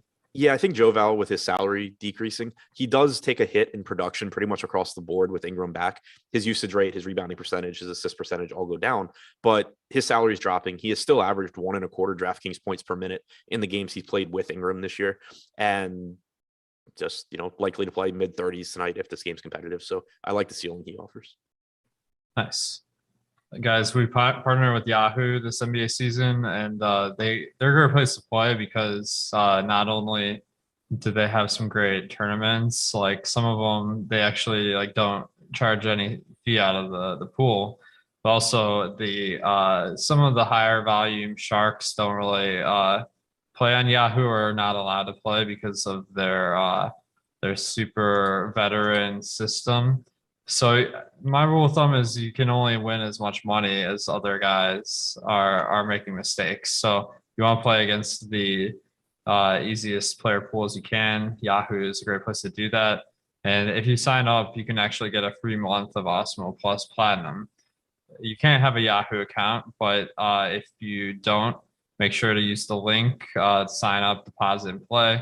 Then once you play your first paid contest, they'll let us know and we'll give you a coupon for a free month of Awesemo Plus. They also have a special Thanksgiving tournament. It's $1 million prize pool. Everyone wins Thanksgiving baller. So I assume that the whole player pool is paid out. So it's kind of a fun tournament where you're getting more than you're putting in on average. That's always a huge edge. We also have tools for all the Yahoo contests behind the paywall. All right, let's go to Indiana at Chicago. This one's supposed to be pretty close, a 1.5 point spread in favor of Chicago. Now, Indiana, it seems like they're the starters got outplayed by the bench 2 games ago, but that seemed to carry into last game maybe because, or either that they just got blown out, but the minutes haven't really been very good for the starters over the past 2 games. Any thing you're reading into there?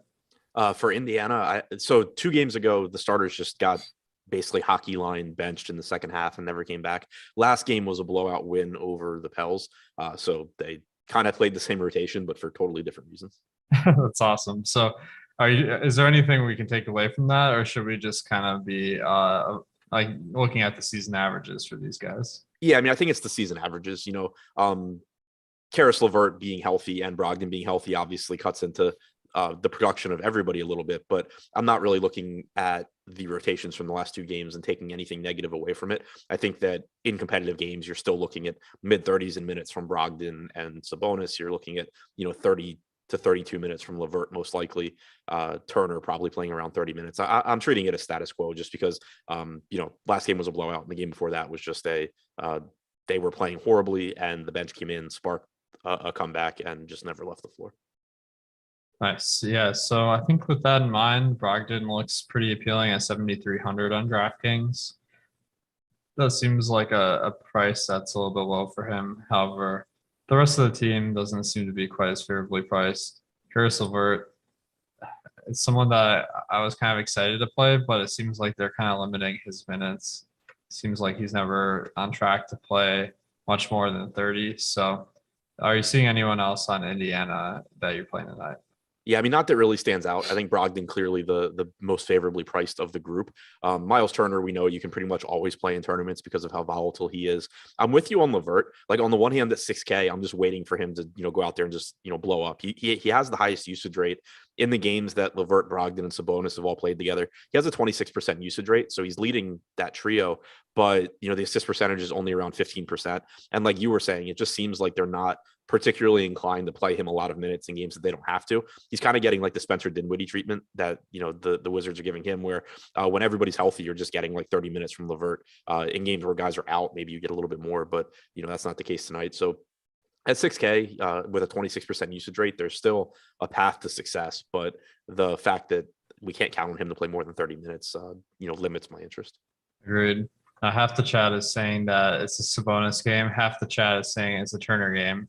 And Tony Bradley starting for the Bulls at center most likely seems like a situation where, like, I don't factor in matchups a ton, but this does seem like one where the opposing center isn't the greatest player. So actually, we keep track of all the blocks, of course, the project blocks.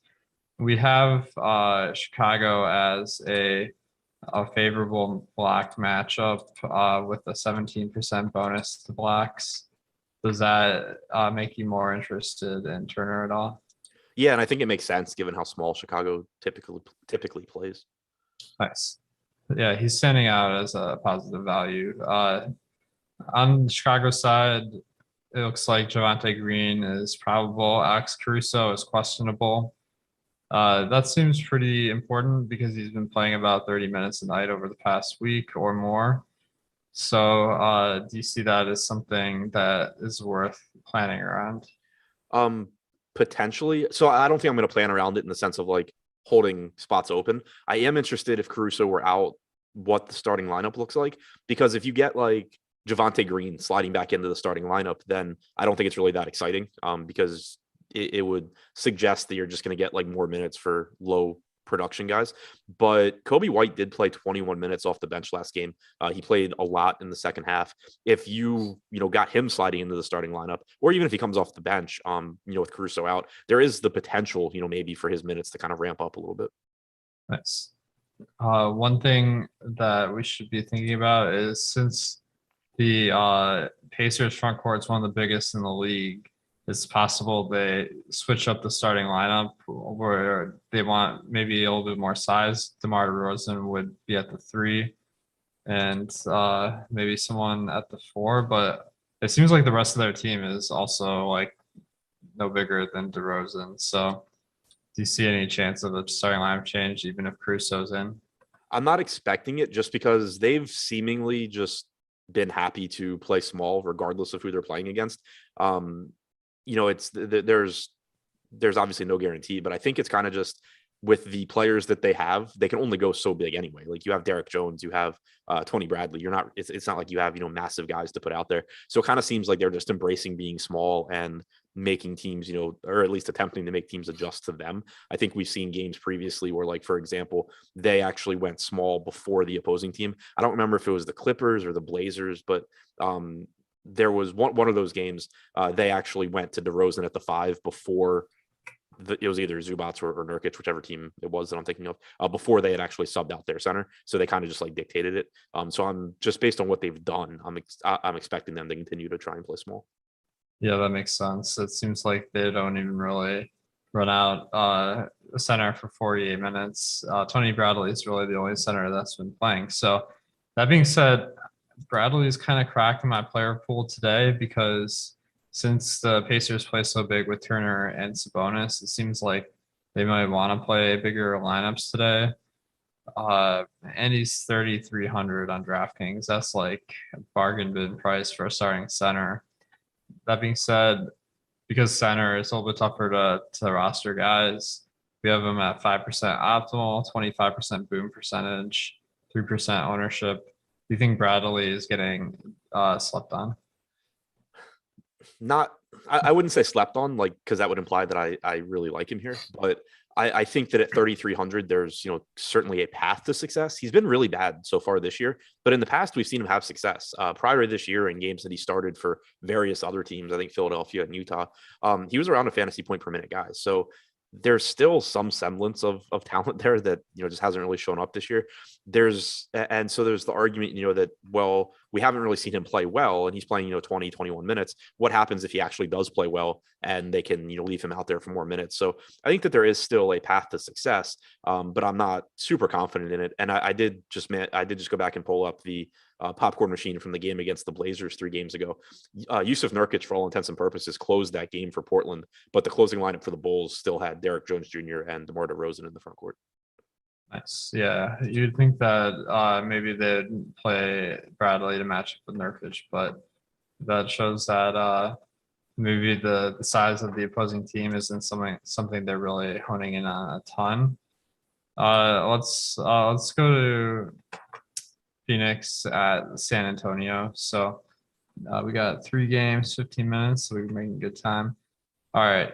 On Phoenix, Abdel Nader is out. That seems like doesn't really move the needle a ton, or does it? I mean, Cameron Payne, if he gets the minutes, is a good producer. It seems like maybe, actually not. Now I'm thinking about it. Abdel Nader, I was thinking of Landry Shamet when he missed. It seemed like Cameron Payne played more. But do you see anyone on the Suns that you're looking at today? I think Ayton is still underpriced. He's 7,100 on DraftKings. We've seen in the 4 games since he came back from injury, 33, 36, 29, 26 minutes, the most recent being a blowout. So I think he's averaging 30 to 31 minutes this year per game. I think that's a reasonable expectation here. This is like a low-key, fast-paced game too. Josh and I were talking about it this morning. If I'd had the guess coming into the season where these teams would be in pace, I would have guessed they were both, bottom half of the league, but they're 5th and 4th so far this year. So there should be possessions to be had here. I think Ayton's still pretty underpriced. I think Chris Paul and Devin Booker are always reasonable tournament options, but they don't really stand out with all the other options that are available as well.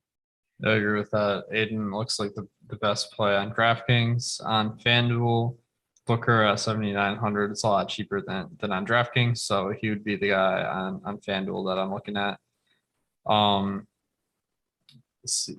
On the San Antonio side, you got Doug McDermott out for this one, so I'm expecting Lonnie Walker to slide back in as a starter. He started earlier in the year when McDermott was out, so maybe he's an interesting value. I know Mark Levin is getting excited today. What about other players? Do you think this McDermott absence affects the rest of the team? Yeah, I think Walker's the most affected. He's averaged a couple minutes more per game in the games without McDermott this year, but he's also cheap. I think that it solidifies Devin Vassell's minutes, but you're paying an extra $1,000 on DraftKings, or an extra $900 for Vassell instead of Walker. So it makes Walker look a little bit better. Maybe you get Thaddeus Young playing a little bit. He played 4 minutes last game. Pop was certainly excited to move him right back to the bench with Jakob Poeltl coming back. So I don't think you're getting enough minutes from Young for him to be viable, but he could certainly soak up some of those minutes. I think from a DFS standpoint, the biggest impact is on Lonnie Walker's minutes, because it's not like McDermott does anything when he's on the floor. He's not a high usage guy. He doesn't rebound. He doesn't get assists. So you're not expecting per minute production to really increase for anybody. So it's more about who's going to get more minutes. And I think Lonnie Walker is the logical answer. Nice. I agree with that. And Lonnie Walker, he takes some shots. He's got a 22% usage rate this year. So someone that's not a horrible producer. The minutes are a question mark, I think. But aside from that, I think he's a good play. Now, DeJounte Murray's been the guy on the Spurs that's been like a monster of fantasy. How are you feeling about him today? I think he looks good. Again, it's always, unless there's like massive injuries, you're typically not on a slate this size going to look at a $9,200 guard and be like, oh, this is a must play, because there's just tons of guys around him that have a similar range of outcomes. But he's averaged about 1.3 DraftKings points per minute this season. That's obviously really, really good production. If this game's competitive, you're likely to see around 35 or 36 minutes from him. He rebounds well for a guard. He has a 12.2% usage rate. Rebounding percentage. It's the highest rebounding percentage on the team, excluding the centers, Eubanks and Poeltl. So that's something that is really valuable, just because it's a more stable statistic that you can count on. The assist numbers are really good. The usage is there. So I do like DeJounte Murray quite a bit. Nice. If you have the money, I think that's a good option. And then Derek White, he's kind of the budget option on the Spurs at 5K on FanDuel, grading out as more than 5X. What have you thought about White this year? He's shot really poorly, but also I think he's just kind of been hurt by the emergence of DeJounte Murray as, you know, a really, really good player. But at the same time, he's still averaging 0.87 DraftKings points per minute. So with the salary dropping to 4,900, I'm never going to be rostering Derek White, you know, super excited about what I'm likely to get from him. He only has a 16.8% usage rate this year, but he does have the second highest assist percentage among the regular rotation guys, and he's likely to play around 30 minutes. So like you said, he's kind of the budget option where I'm not going out of my way to get to him, but I do think the price is reasonable. Man, I was really tilting this year because I was like, okay, the breakout players are going to be Derek White and DeJounte Murray. And then I go on Top Shot. I'm like, I'm going to capitalize on this. But their moments are like so bad that I'm like, I can't do it. But anyway, I hope you guys didn't get caught up in the hype on there. All right, so we got a lot of tools behind the paywall that'll help you with NBA DFS. The weekly membership for everything is $29.95. So you get NFL, NBA, NHL, all that. A lot of tools to add to your arsenal. You got projections, ownership, the boom bust tool. We're taking advantage of a lot of simulations to help solve pretty complex problems and give you the results like in the boom bust tool to be able to know what are the chances that this guy's going to be in the optimal lineup. So these are things you can really leverage. Now, if you want just NBA, you can get that for cheaper. So make sure to check out our join page. All right, 2 games left. Memphis at Utah. Memphis, they got Dylan Brooks doubtful for this one, while D'Anthony Melton continues to be out. So I think Kyle Anderson got the start last game, but he didn't play a ton of minutes. If he does start again today, he's only 4,400 on DraftKings and 5K on FanDuel. Is Slow-Mo someone that's catching your eye today? Yeah, I'm not concerned about the minutes last game. They lost by 43 points to Minnesota. So none of the starters played in the fourth quarter, but you did get about 15 minutes in the first half from Kyle Anderson. To me, that suggests he's likely to play around 30 minutes if this game's competitive. Certainly blowout risk again tonight. Double-digit dogs at Utah, not an easy place to play.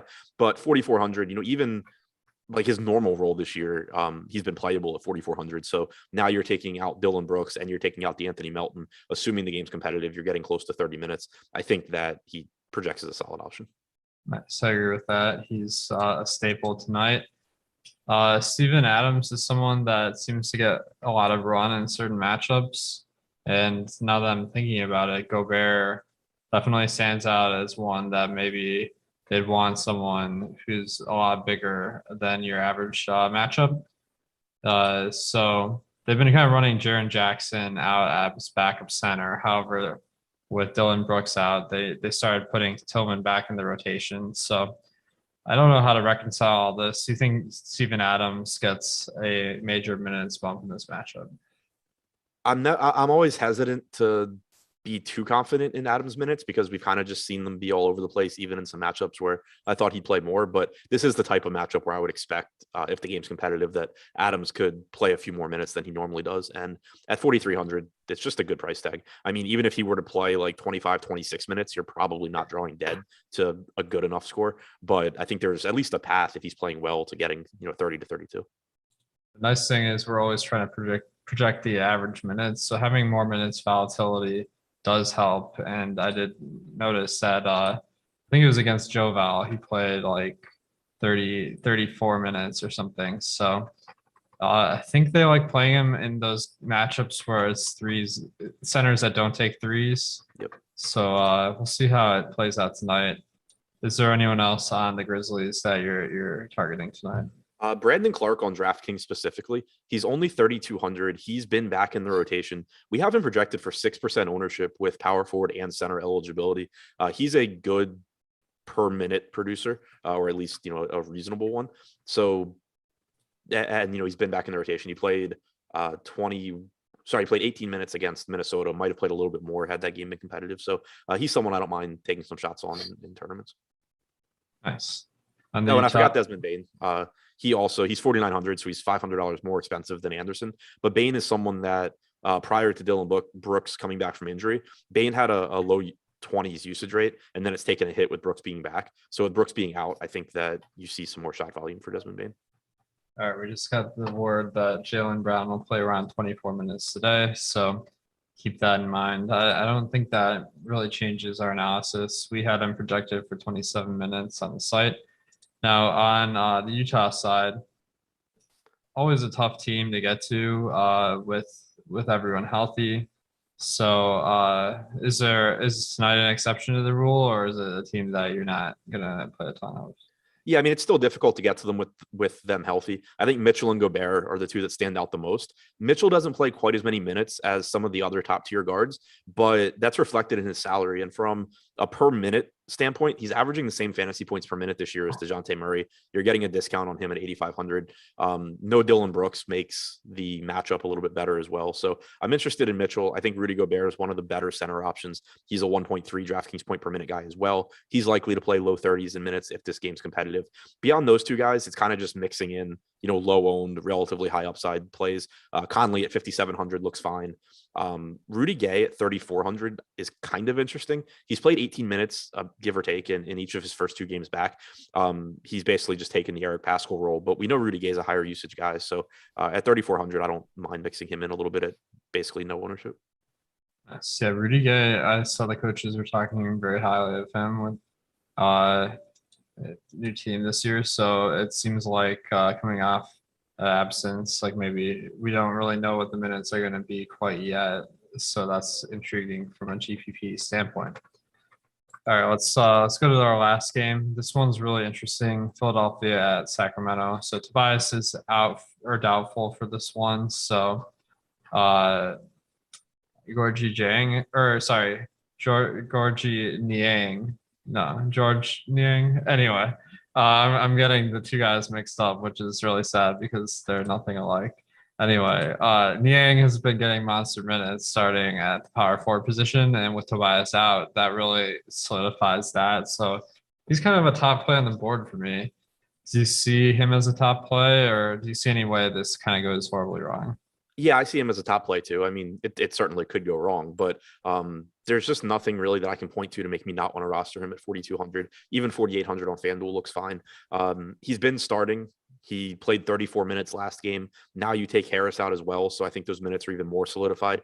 Even if you assume that Matisse Thybulle can play more minutes tonight than he did last game, he was on a minutes limit last game. I don't know if he'll be limited tonight, but even if you assume he plays some more minutes, it's hard to envision Niang not playing 30 plus minutes unless he's playing insanely bad or the game just gets wildly out of hand. So I think he looks good. He's played 265 minutes this year without Harris or Embiid on the floor. He's averaged 0.91 DraftKings points per minute. He has a 20.8% usage rate. So I just have a difficult time getting away from him. Yeah, agreed. So he's kind of a guy I'm starting lineups with now with the team down one of their leading scorers. I saw a bunch of people talking about Andre Drummond in chat. He's someone that he's just not been getting great minutes the past week, which he started off getting a lot of minutes, but has been on the downswing. That being said, he's a great permanent producer. So I don't know exactly what to make of Drummond tonight. Do you think Tobias being out really impacts his role at all? I love Drummond in tournaments tonight. We have him projected at about 7% ownership. I think that there's a couple of different ways that Harris being out could benefit Drummond. For one, it takes a really high usage guy off the floor, and you're replacing him with most likely either Korkmaz or Thybulle, who neither one are high usage guys, at least not to the same extent as Harris. So you could see more usage. So far this year, Drummond without Harris or Embiid on the floor has a 20% usage percentage. But the other thing that I think is interesting is in the games that Drummond has started with Harris in, he's only averaged 25 minutes per game. In the games he started with Harris out, he averaged 35 minutes per game. I think in part that could be due to him not really playing that well, but Harris being in also just makes it so it's easier for Philadelphia to close with small lineups without really sacrificing offense. Taking Harris out, I think, increases the chances that Drummond is in the closing lineup. So it makes me a little bit more confident in his playing time here as well. I think that, especially with the ownership where it's at, Drummond looks really, really good to me in tournaments now. We got a couple minutes left. Josh Richardson's out. don't think that really impacts the Celtics aside from some different guys playing rotational roles. Do you agree? Yeah, I don't think it like elevates anybody that wasn't already a play. All right. So any other Sixers you like? Seth Curry is really cheap today. Yeah, I think Seth Curry looks good. It's always scary to go to him, but without those guys on the floor this year, he's got a 23.5% usage rate. Also has a 20% assist percentage, and he's just cheap. So, I think you're going to get more playmaking from Curry. I think you're going to get more usage. Tyrese Maxey sees a bump in usage as well. He's gotten expensive, but he's also likely to play a lot of minutes. And then even, Korkmaz at 3,900 should see more minutes with Harris out. So to me, the priorities are Niang, like number one. And then I think Drummond and Curry followed by Maxey, Korkmaz. Sacramento is interesting because they fired their head coach, Luke Walton. So I saw some people speculating that Metu might move to the bench in favor of someone else, possibly Buddy Hield or Davion Mitchell. They'd be the two best players that could fill that role. I mean, that's not really something that's going to be hugely important in fantasy tonight. Although Metu, if he kept getting the minutes he had been, I think he'd be interesting. What's your read there? Yeah, I think that's the biggest question mark to me. Like, I don't really have any, the starting lineup can change, but I don't really have any doubts that Fox, Halliburton, Barnes, Holmes, Hield, and Davion Mitchell are key rotation pieces here. Where I do question is what's the rest of this look like? Metu's been starting, but the plan had been basically to test him out for, I think it was 5 games, and then kind of reevaluate from there. So there was no guarantee he was going to start tonight anyway. Now you have a new coach. If he's starting at 4,300, he does look like a good value, but they could easily replace him with any number of other guys. Maybe Marvin Bagley gets back in the rotation too. Who knows? With Gentry taking over. So that's kind of the one spot where I don't really think we'll know a whole lot until we get a starting lineup. But outside of that position, I'm still comfortable, expecting similar playing time to what we were already getting for the other 6. Nice. Yeah, I think you got some good options with Halliburton and Hield kind of cheap. So Holmes and Harrison Barnes, it seems like the whole squad is a little bit underpriced today, especially given Philly's not fully healthy. So got some interesting ones on there. Now, guys, we got a whole hour left before we get to the live before lock part. If you could hit the like button and subscribe, then you'll know when all of our shows are on YouTube. And guys, we got another hour taking you all the way up to lock. Thanks to our sponsor, Yahoo. We got Terry and Greg coming up. Stay tuned.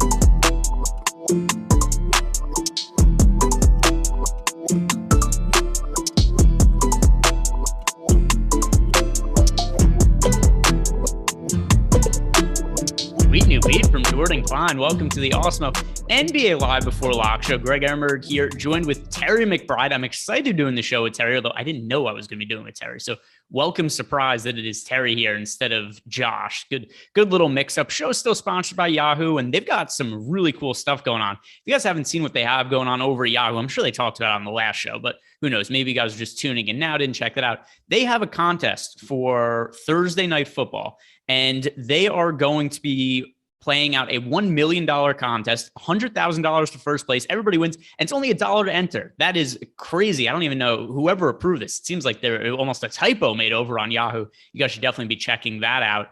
Terry, we've got a whole lot going on this slate as well. So just right away, I want to ask you, what stands out to you about tonight's 10-game slate?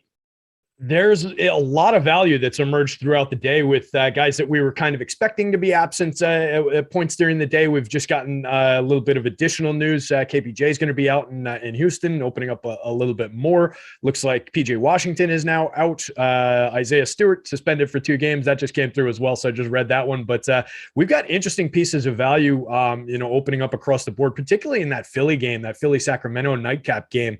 There's some interesting stuff going on there. I think it's really interesting the way that the slate is slanted toward those 3 games in terms of where Vegas has the highly totaled games.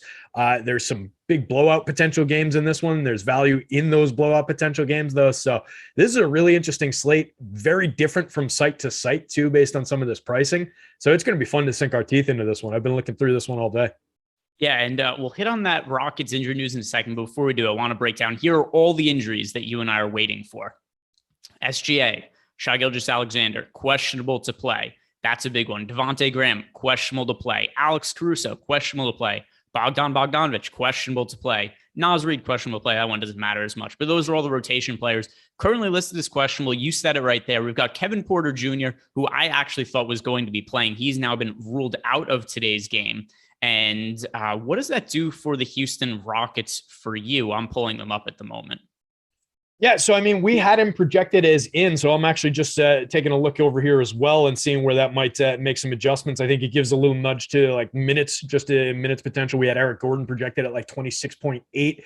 I think it gives a little nudge probably to some of the front court rotation as well, just in terms of filling some minutes void there.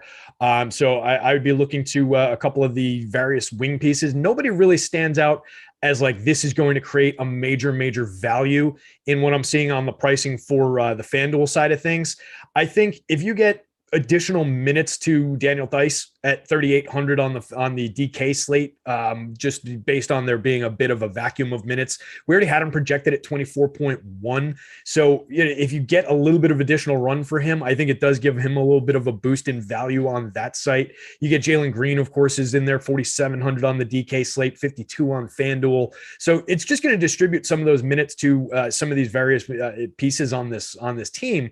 I don't know that it really thrusts anybody into like a majorly prominent role for me right now, though, based on like how the board was versus how it's going to look. The guys that I wanted to get to from this team, I'm probably already going to be getting to, but it wasn't a major piece of the puzzle for me anyway. Neither is Boston really, with just everybody kind of coming back for Boston tonight. So I wasn't really looking to this game all that much. I'm curious to see where it falls for Alex, where the optimal rates end up popping to. If there's something I'm not seeing, I'm happy to get to it. But all these guys, there's a lot of fairly priced mid-range guys on this team. So I don't know that they really pop out. Is anybody jumping off the page for you in terms of like DraftKings where maybe I'm not spotting it? I don't know if jumping off the page is the right word, but Eric Gordon at 5,000 is going to be in play for me. Jalen Green at 4,700, also somebody I'm going to get exposure to now.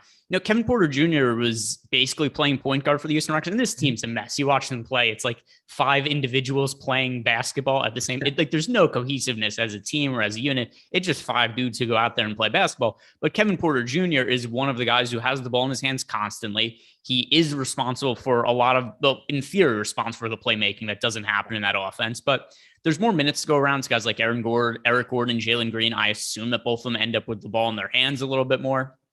We don't have that much data with Kevin Porter Jr. off the court this year. We're looking at 179 minutes for Jalen Green. He scores 24 DraftKings points per 36 minutes in that time on the court. But I think he's the guy who individually has the most upside here. But like you said, nothing's really a key important play, but he is the number one value, in my opinion, of everybody here now. Yeah, and that makes some sense. I mean, you're taking a look at a guy with turning in currently 0.68 fantasy points per minute on 22.3% usage over 32.5 minutes a game. The true shooting only at 49.2%, though. I mean, if he makes a couple additional buckets at that price, it makes some sense. Still probably wouldn't pop to that much prominence for me at 5,200, just and the shooting guard, point guard position. There's just guys with a ton of value in some different price tiers on the FanDuel slate. So I guess he'd be in the mix, but not necessarily one of my like go-to options. If the ownership doesn't catch up with him, though, I guess that would create an interesting tournament situation there. Yeah, and I'm just rerunning my lineups. I'm actually getting to a little bit more Jaylen Green than I thought I was going to. I'm actually going to reduce him a little bit because I don't want to have this much exposure to Jaylen Green as much as I enjoy watching him as a young prospect. By the way, people talking about my hair in the YouTube chat. We've got our guy Savoya Boy who's saying that his wife's boyfriend, he would potentially be willing to cut my hair. So that seems like I'd be getting a good deal in on that. And then, oh, look at that. We've got more news coming in right now. SGA is going to be out today. So another guy who I was expecting to, even though he was questionable in the injury report, I currently had him in. So another piece of injury news. And by the way, this is going to be a big one. SGA being out is going to open up all kinds of value for the Oklahoma City Thunder. So just quick reactions, Terry, here. What do you make of no SGA? Fire up the Josh Giddey for one. I think that's going to bump not only the minutes, but the usage and the assist share for Josh Giddey. The points per minute go up. Adam had it broken down pretty well in the deep dive today, and I happen to have that window open. 114 minutes without SGA on the floor. Giddey's assist rate is 37.1%, and his DraftKings points per minute goes up from 1.02 to 1.08 per minute.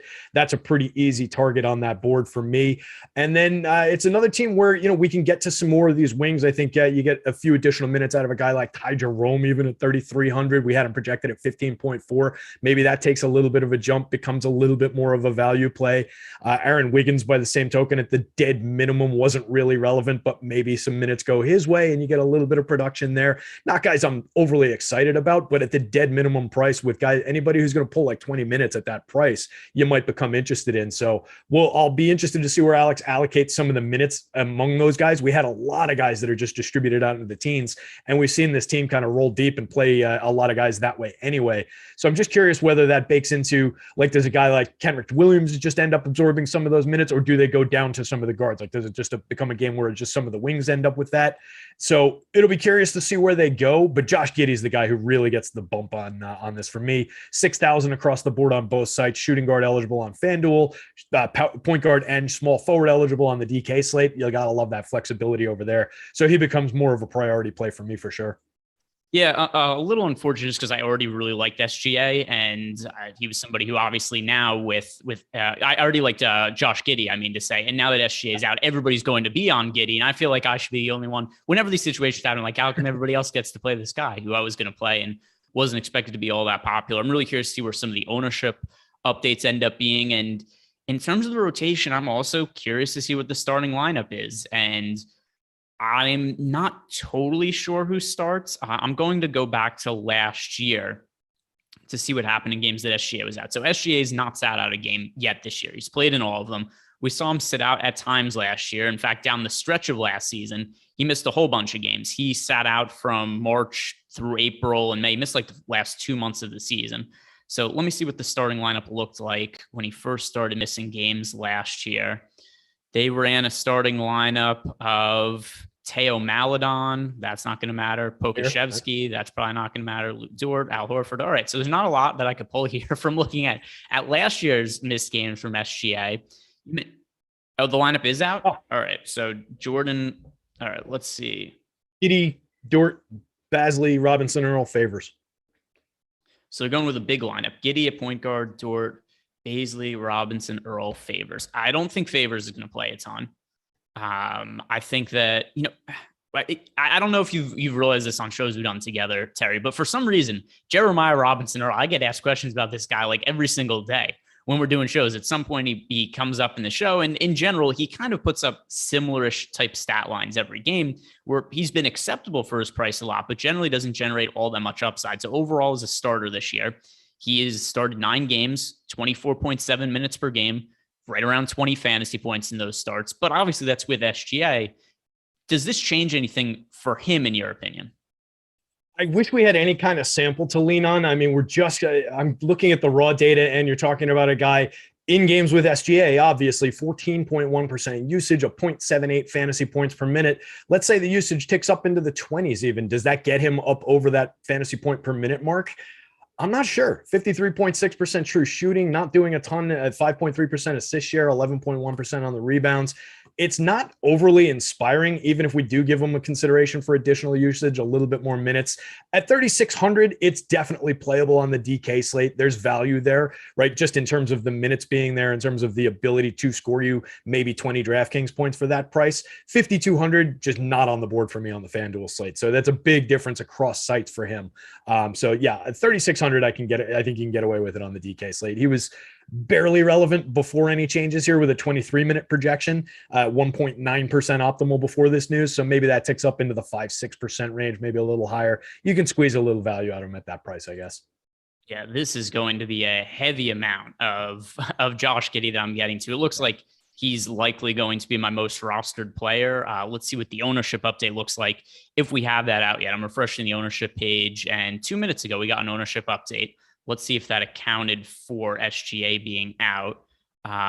It did not, because SGA is still projected for 2% ownership. So that is not going to account for him. We're going to need the next ownership update to find out what the ownership is on Giddey. But also Lou Dort, Darius Bazley, these also look like guys that I'm going to be getting to a little bit extra usage to go around. Not egregious price tags on either of them. My favorite play here, obviously Josh Giddey. You talked about him. Darius Bazley, though, I'm pretty sure it looks like he's going to be the guy that pops up the second most in my lineups. Do you have any strong takes on him? Yeah, if we're expecting a little bit of additional run, we had him at 28.2 minutes. If that ticks up into the 30s, I think he's certainly viable. 0.85 fantasy points per minute on just 44.8% true shooting for the season. Last year, he was a 0.83 guy with 21.8% usage. This year, he's doing the 0.85 with just 18.5% usage. So there's a reasonable expectation that with a little bit of additional usage, that can tick up toward that fantasy point per minute range. At 4,900, I think definitely viable on the DK slate with power forward and center eligibility over there.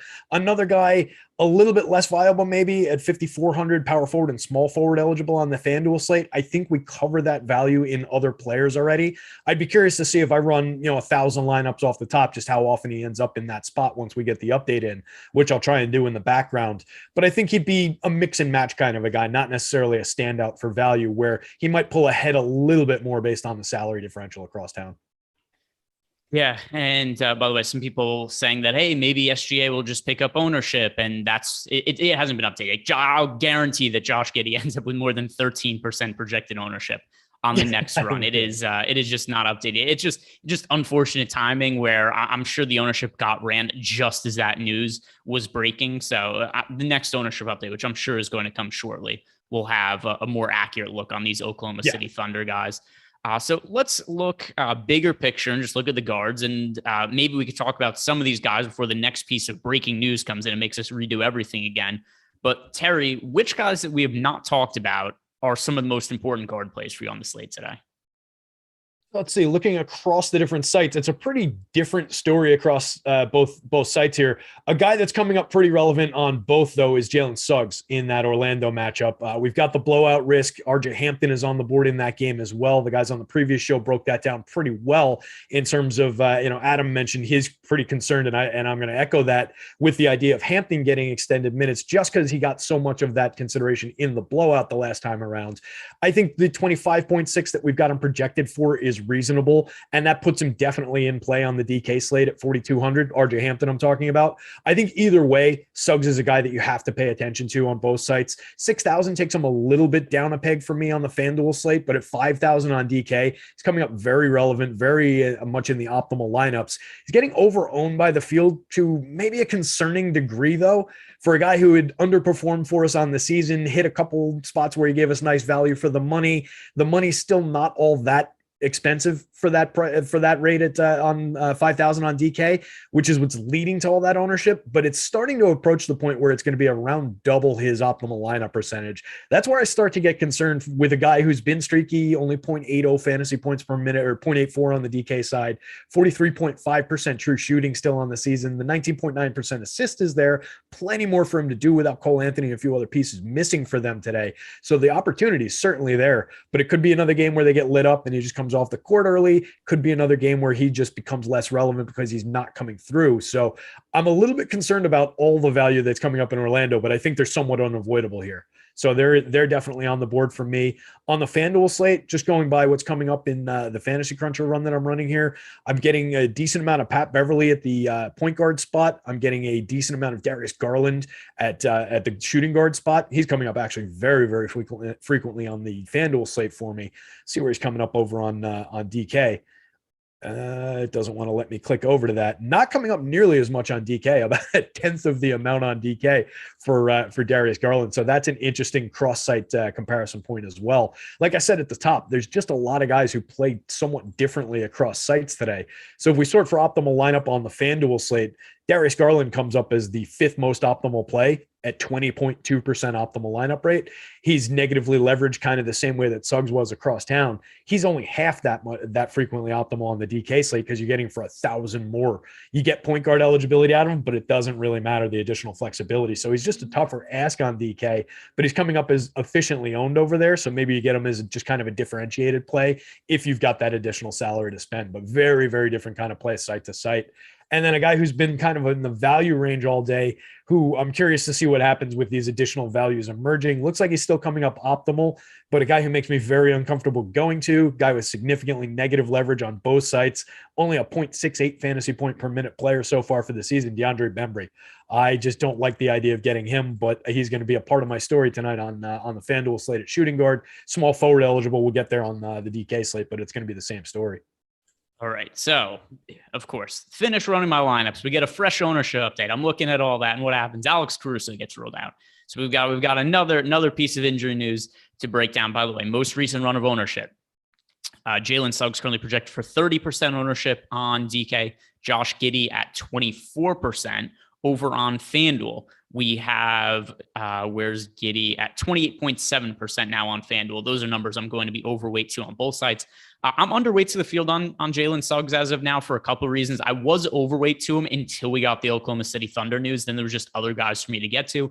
I am concerned about the blowout. And last game, I kind of feel like we got lucky with Jalen Suggs. It was a blowout, and I thought he was going to play garbage time if the game was one-sided. He did not play garbage time. He just happened to crush when he was on the court. Points per dollar play, yes, he's a good option. I would play him in cash games, but overall for tournaments, there's other guys I slightly prefer, especially when he's going to be that popular. And there's so much risk of blowout in that game in Milwaukee. But let's head on over to Chicago now. And like I just said, Alex Caruso, he was listed as questionable with a wrist injury. Into the Alex Baker, our boss jokes. I'm sure I haven't been able to pull up YouTube chat. I'm sure they're piling in. Everybody's in there, I'm sure, commenting that Alex is not going to be playing tonight. But who are we going to be playing from the Chicago Bulls with Caruso out? So let me jump over to that game here real quick. I was trying to catch up on the ownership update, but it looks like it's not populated into the boom bust yet. So, and that's where all my stuff comes from here.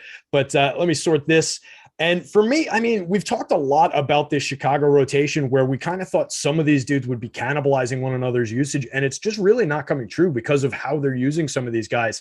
They talked about it on all the shows throughout the day, but just the interesting looks with DeRozan going into the 5 in certain spots. I just think there's value in going to the guys that we kind of know are good producers for this team. So it's just going to maybe inflate the shares of a guy like DeRozan, a guy like Zach Levine, where it might not give them more usage. It might not give them additional minutes. It just makes me like them a little bit more because it's taking a piece away from the team. So I'd be looking to that. I think maybe we get a little bit of a boost for Javonte Green. He's got a 20.7 minute projection with Caruso in for 30 minutes. So if you just consider the minutes void, I think there could be some going to him at 3,900 on FanDuel, 3,400 on DK. So you get a little bit of a bump there. Maybe Derek Jones grabs a few additional minutes, of course, as well. So there's some rotational pieces that'll see incremental upticks in terms of where their value comes in, and they become like mix and match kind of plays for me. But really, I'd be just looking to the primary pieces of this. It makes me like them a little bit better than I did. And I wasn't getting them in huge shares, but I think I'll be getting to them a little bit more frequently now because I do think that they're fairly priced on both. More on the FanDuel slate. The 9K price range for DeRozan and Levine is getting aggressive on the DK side for me. Yeah, I'm updating my DK lineups right now, and I don't think I'm getting anything from the Chicago Bulls. You know, there's more minutes for guys like Derek Jones Jr., mentioned Javonte Green, Ayo Dosunmu. I think he's somebody else who is going to play a little bit bigger of a role in the rotation. But we've got a bunch of value plays that are open to us right now. If I had to take a stab at one guy, Kobe White, I think, who's been a good fantasy producer in the past, who played a season high 21 minutes last game. Would it be shocking if we end up seeing Kobe White play 25, 26 minutes or something like that and score over a fantasy point per minute? So I think he's worth as a low-owned stab in GPPs. But for the most part, at least on the DK slate, these guys are already really expensive, and I'd rather pay up for other guys. I don't really want to pay $9,100 for DeRozan. I don't want to pay $9,000 for Levine. $6,900 for Lonzo Ball, doable, but once again, better plays to me in that price range. I don't think there's a whole lot to see here. At least not what I would have expected when Caruso was rolled out. Yeah, and Kobe White's an interesting shout out, at least. I mean, we had him at 16 minutes, which wasn't really giving him much relevance so far this season, averaging just 13.3 minutes a game across only 4 games, and has only returned 0.44 fantasy points per minute. But to your point, he was a 0.87 fantasy points per minute player across all situations last year on 21.9% usage. If you approach anywhere near that kind of production, if he's getting 25 minutes, that's pretty good value for the 3,900 on FanDuel. I'd be curious how much it ends up coming up for you on the DK slate, though, because he's 49 over there. That seems a little bit more inflated ahead of just some of the other positional options at point guard, shooting guard that we've already looked at. So I'd be really curious to see how we worked in if you did end up giving him like 22, 25 minutes somewhere around there at that price.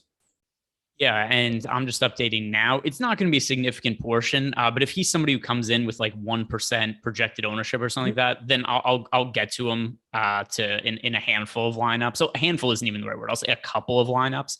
But if he's projected for any kind of ownership that's any bit significant, like over 1%, then he's not going to be in play for me. But does not look like we have an ownership update yet for the Chicago Bulls news. Couple more news items, nothing that's going to make us change anything quite yet, but Robert Williams, he's playing today. Devontae Green will be a game time decision tonight. And then Chicago Bulls, Marco Simonovic has been called up from the G League, which also does not matter. Just another fresh body off the bench. But I want to ask you about the 76ers situation. Obviously, really important to today's slate. Joel Embiid out for the team. Obviously, that's been an ongoing issue for them. Not exactly sure when Embiid's coming out. Coming back. A little concerned we haven't gotten any updates on him. Tobias Harris, though, he is considered doubtful. He's dealing with a hip injury. They've said multiple times that he's unlikely to play. So there's obviously going to be a lot of usage playing time that opens up in the Philadelphia 76ers offense. And I think one guy who's kind of getting slept on here is Furkan Korkmaz. And it makes you feel uncomfortable because we've seen him really shit the bed in this situation in the past before. But we've seen the opportunity there for him. So I'm just going to pull up the box score from that game where he was super chalk and didn't pan out. Here's this game against the Milwaukee Bucks. He played 45 minutes. He missed basically every single shot he took from the field, but still finished with 19.25 DraftKings points. But he went, 1 of 16 from the field that game. It was a situation where if he goes like 3 of 16 from the field or something slightly less egregious, he ends up being, a pretty solid play for the 4,900 price tag he had. But Furkan Korkmaz, I really do think there's massive upside in him, and I'm surprised he isn't popping up as more popular. I have to think it has a little bit of recency bias too from that last game where he started. But once again, I think there's more positive takeaway from there than negatives when he played 45 minutes and had all that shot opportunity. So is Korkmaz somebody you're getting to today? It's not going to make me comfortable, but yeah, he'll be at least as a mix and match piece. He'll be at least popping into some of my lineups, and it's not great. I mean, we've got him fairly low on the FanDuel board. He's better looking on the DK slate at 3,900, shooting guard and small forward eligible, coming up 4.7% optimal, but it looks like he's getting a little bit of attention in this most recent update that I dropped in here. 16% ownership puts him at a -11 leverage. So it's a concerning play from the leverage standpoint if you're going to that. A guy that, like you said, he's certainly capable, certainly sees the volume when he does get these looks.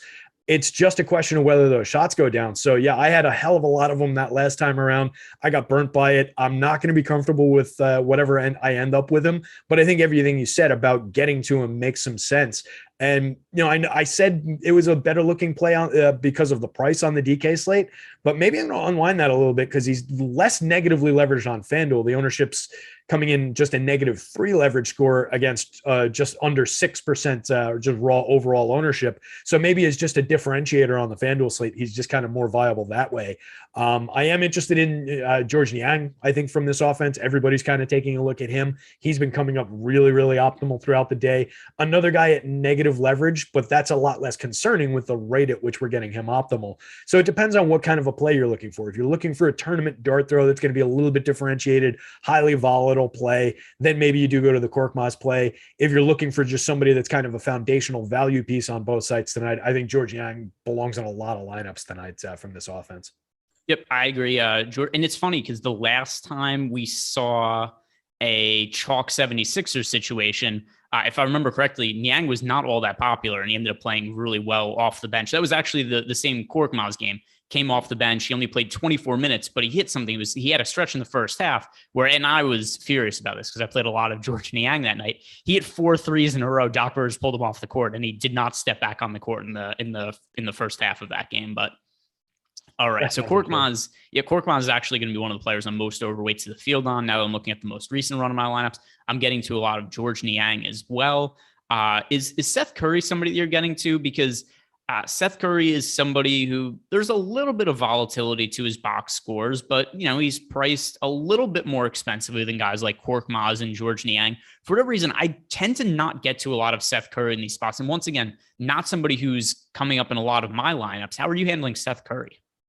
I'll tell you what, I find that he's always fairly priced, so he never tends to pop into lineups on his own. Like, I always have to make adjustments to get to Seth Curry, and I feel like it's a situation. It's almost becoming like a Mean Girls situation. Like, stop trying to make Seth Curry happen. When he lands in my lineups, I should take shares of him, but I think I'm done trying to force this guy. 0.72 fantasy points per minute overall for the season. Yeah, he's going to see an uptick in potential looks with Tobias Harris and all that volume off the court. It's just been difficult throughout the season to get this guy to pay off. So maybe it's a little bit of bias on my part and just the efficient pricing, keeping him out of lineups. But I don't think I want to force him here. And that probably means it'll be the night that he comes through with a monster performance, makes 10 threes and rides off into the sunset as a winning lineup. But for me, it's just not one where I want to go back to the well of having to force a guy. I will take whatever shares I get. And I did just kick off another crunch. But it's very much Philly guys. It's very much George Niang, and a lot of Andre Drummond is coming up now as well. Some Tyrese Maxey is getting worked in there. Seth Curry, I did just see his name, but this thing's bouncing all over the place. He's in the single digits in terms of running across about 500 lineups right now. All right, we got some super chats to get here, and by the way, I really like this ongoing joke. Everybody's asking questions about, we've got a super chat here from Sean Ross who's asking, is Bembry a GPP play on FanDuel? But then I also see that Tripp at one point in the YouTube chat threw in that his girlfriend's husband really likes Bembry today. So take that for what it's worth. So Tripp's girlfriend's husband, he likes DeAndre Bembry. Sean Ross is asking us about DeAndre Bembry. Really low priority GPP play for me. I have him in one lineup right now. Is he somebody that's making it into your lineups? He's coming up a lot in Fantasy Cruncher, and what I'm hoping is that I'm playing a limited set of lineups in that $15 on FanDuel today, just from being on live before lock and having a lot going on. So I'm hoping that my sorting process just removes him from all of those lineups that are going to be in that top block that gets put in. If he ends up in one or two of them, it's fine, because he is a value guy, right? 3,700 on FanDuel, 3,100 on DK. There's clear value just in buying minutes, and we've got him projected over 30 minutes in this rotation. It's just, I don't think he's going to have a lot to do. He's in the single digits for assist rate, a single digits for rebounding rate at 8.8%, 6.1% respectively. He's given us 0.68 fantasy points per minute on 11.6% usage. I don't see that going up with him playing alongside James Harden and Kevin Durant. So I don't really see a ton to do here. If he makes a few shots, grabs a few boards, he can easily pay off the price. But is the ceiling really there? I just don't see the ceiling. So yeah, it makes sense in terms of just what he buys you in other spots in your lineup, that he is coming up a lot. He's coming up a lot in our optimal lineups and simulations. I just want to go other directions for ceilings, particularly in tournaments. I think if you're playing cash, he's an easy building block type of a piece that you can kind of put in there and not worry about. For tournaments, negative leverage, DeAndre Bembry just doesn't sound appealing. Yeah, it's we talked about him the other day, and there was a bunch of unders in our odd shopper tool that looked favorable for DeAndre Bembry. And I can't remember if I was on the show with you or somebody else. And it's just one of those situations where when there's an injured starter, you never exactly know what you're getting out of the backup's minutes. And that's still the case for me with Bembry. I don't know exactly what we can expect from on a minutes basis going forward. But with that said, there's a lot of value on the slate that I do feel pretty good about the minutes of. So I don't know that Bembry, especially somebody who comes off the bench, is somebody that I'm really looking to get to for this particular slate at any kind of regularity. We do have another question here from Malukar, who's asking, who are the top pay-up options at point guard on FanDuel Cash? I'll start by saying this. I prefer to not pay up for point guard on FanDuel Cash. If I had to pick one, though, the answer would be James Harden. Yeah, and the way to figure that, if you're just looking at our boards, is just sort by our optimal lineup rate and start going down from there.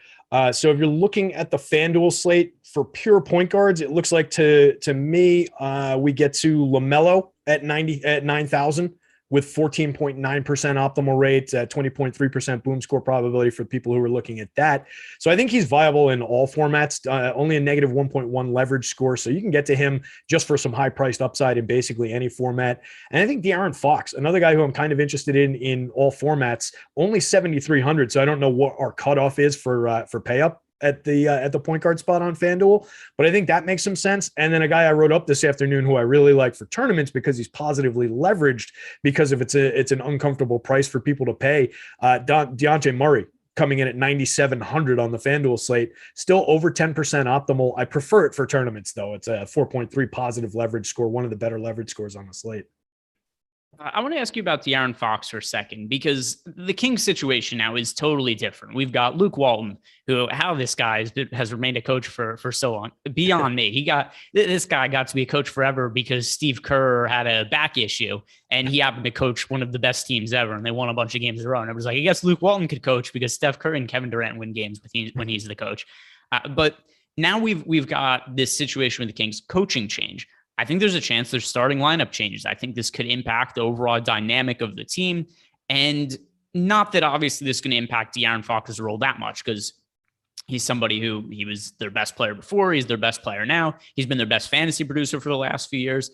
I think this is a good time to buy low on De'Aaron Fox. You mentioned his price being down on DK and FanDuel. We mentioned FanDuel, but down on DK as well. Do you remember where he was priced at to finish last season? Oh, I would guess in the 9,000s, right? 10K. 10K. 10K was where De'Aaron Fox was priced to finish last season. And, makes sense. Who knows what some of the reasons are he struggled this year. But I think a lot of it could probably be attributed to that Luke Walton's one of the worst coaches we have going in the NBA right now. So I kind of like the narrative here to take a stab on De'Aaron Fox just because we've seen the production in the past. I think this entire team could use a coaching change. I wouldn't be surprised if we see some other mix-up, like maybe Marvin Bagley Jr. ends up in the starting lineup and we get that later. But De'Aaron Fox is somebody who I like as a contrarian option on DK today. And once again, FanDuel as well. The price is just too cheap. Yeah, I mean, 7,300, that's super, super cheap. You're only getting 1.01 fantasy points per minute from them so far this season. But you mentioned, I mean, they're struggling in a lot of different ways. They're struggling for their lineup to kind of have a cohesive play together. Overall, his usage is down from last season, 30.4% usage last year, 27.7% this year. But he's taken a more dramatic step back in his fantasy points per minute than what that would indicate. 1.23 FanDuel points per minute down to 1.01 this season. Part of that probably due to a 48.9% true shooting percentage. That's something that could definitely go up. The assists are there, 26.1% assist share. That's another thing that, given a better group or just a better cohesion, to use that word again, in their starting lineup, you could see the assists even tick up a little bit. So yeah, I just love the price on him. I wish that the slate was sleeping on him. He's negative 8.1 leverage on the FanDuel slate. So I wish everybody was kind of napping on that price, but I'm still going to put him in. I think he's a good enough tournament play there where I'm not really going to worry too much about the negative leverage on that side. I'll get different with other spots, and there are other players that I like to get differentiated with. Yeah, and we run ownership right now to see what the most recent ownership is on De'Aaron Fox. Well, I'm do that, guys. Do us a favor. Like this video, subscribe to the YouTube channel, and once again, shout out to our sponsor, Yahoo. I mentioned before, Yahoo, they're running this crazy contest on Thursday where, first of all, everybody wins. That's what's better than that. And $1 tournament, $100,000 to first place. You got a chance to hit the lottery there, and a good way to celebrate your Thanksgiving. Also, we have a good promo over at Yahoo, where if you're signing up for the first time, use the link in our description box below, make a deposit, enter a contest, and you get a month free of Awesemo Plus Platinum. which I know Terry gets lots of messages about because I direct a lot of them to him. So that's been a lot of work for Terry. So you guys should take advantage of that just so we keep Terry busy.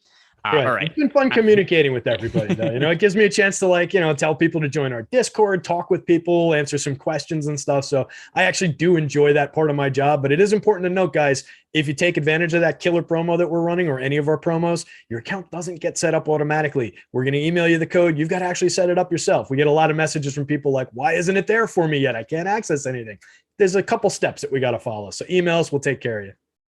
All right. And here we go. De'Aaron Fox. By the way, I just don't think this ownership is nearly high enough for De'Aaron Fox. 21% on FanDuel at 7,300. Too low, in my opinion. On DK, contrarian play, only 9% ownership going to De'Aaron Fox. Certainly, I'm way overweight to that number. I've got De'Aaron Fox in my most recent run in 30% of my lineup. So I'm going to be on team De'Aaron Fox today. Any other guards that we've not hit? And I know this has been a little scattered. It's inevitable. 10-game NBA slate. It ends up being all over the place. The guy gets rolled out every few minutes. Any guard plays that are important to you that we've not brought up here, Terry? Josh Hart was a guy who was popping a little bit earlier in the day, and I'm struggling to find him in this crunch now. So I'm just wondering if he got pushed out. But as of the last update, still very viable on the FanDuel slate in particular, where he's coming in at 5,300, eligible at both shooting guard and small forward. Negatively leveraged, another guy that's coming in, nearly double the ownership as his optimal lineup rate, but a very solid boom score probability, solid minutes projection for him. A lot less interesting to me at essentially half the optimal lineup rate on the DK slate while still pulling negative leverage. But as a FanDuel play, he's a guy that I'm hoping I'm still getting to in here, at least in the teens somewhere. There he is. Yeah, it looks like I'm getting to him about 16% across 1,000 lineups. Once the sorting process goes, that he might get boosted a little bit, but we'll see what the ownership marks do to him. But he was a play I was at least somewhat interested in that game. All right. I've got my lineups updated, Terry. How many? I've got my lineups updated and uploaded. How many more times in the next 22 minutes am I going to have to change these? I mean, we've gotten a lot of the key pieces of news, right? What's the biggest piece of news that we're still waiting on that you think would have an impact to that? I'm trying to think of what. It's funny you bring that up because it's Devontae Graham listed as questionable, and that would get me to more of Josh Hart, who we just talked about. There you go. And that was the reason that was escaping me for why he was relevant in the first place. Yeah, so he's questionable. Yeah, Naz Reid is questionable. But to your point, yeah, we've gotten most of the big news outside of that, which is why I felt like I get a little bit ahead of that and upload my lineups right there while you were talking. But let's see if that's all for naught. But let's move over to the forwards now. And a lot of these guys we've talked about at this point. Josh Giddey is forward eligibility. We've talked about Korkmaz. We've talked about Niang. Brandon Ingram is a pay-up option. Another guy who I like as just a buy low. Brandon Ingram to this point this year, and he's dealt with injuries. So I think we could attribute some of his struggles to the injury woes that he's had. He no longer has a minutes restriction. I know he only played 26 minutes last game. However, the game was a blowout, and they lost 94 to 111. That's the main reason we saw limited minutes from Brandon Ingram. The two games before then, 39 minutes, 37 minutes, minutes restriction. Thing of the past for Brandon Ingram. Another guy. I like to look at historical pricing as a good baseline for where we should expect guys to be priced.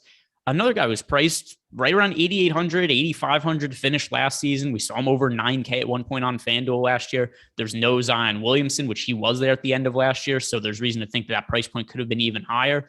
So Brandon Ingram, I believe in the talent. I like the upside here in a matchup against the Minnesota Timberwolves team that isn't all that good. And it should also be one of the rare games where you could expect the Pelicans to be competitive. So Brandon Ingram is a contrarian option for me at forward that I like rostering. Are you getting to him?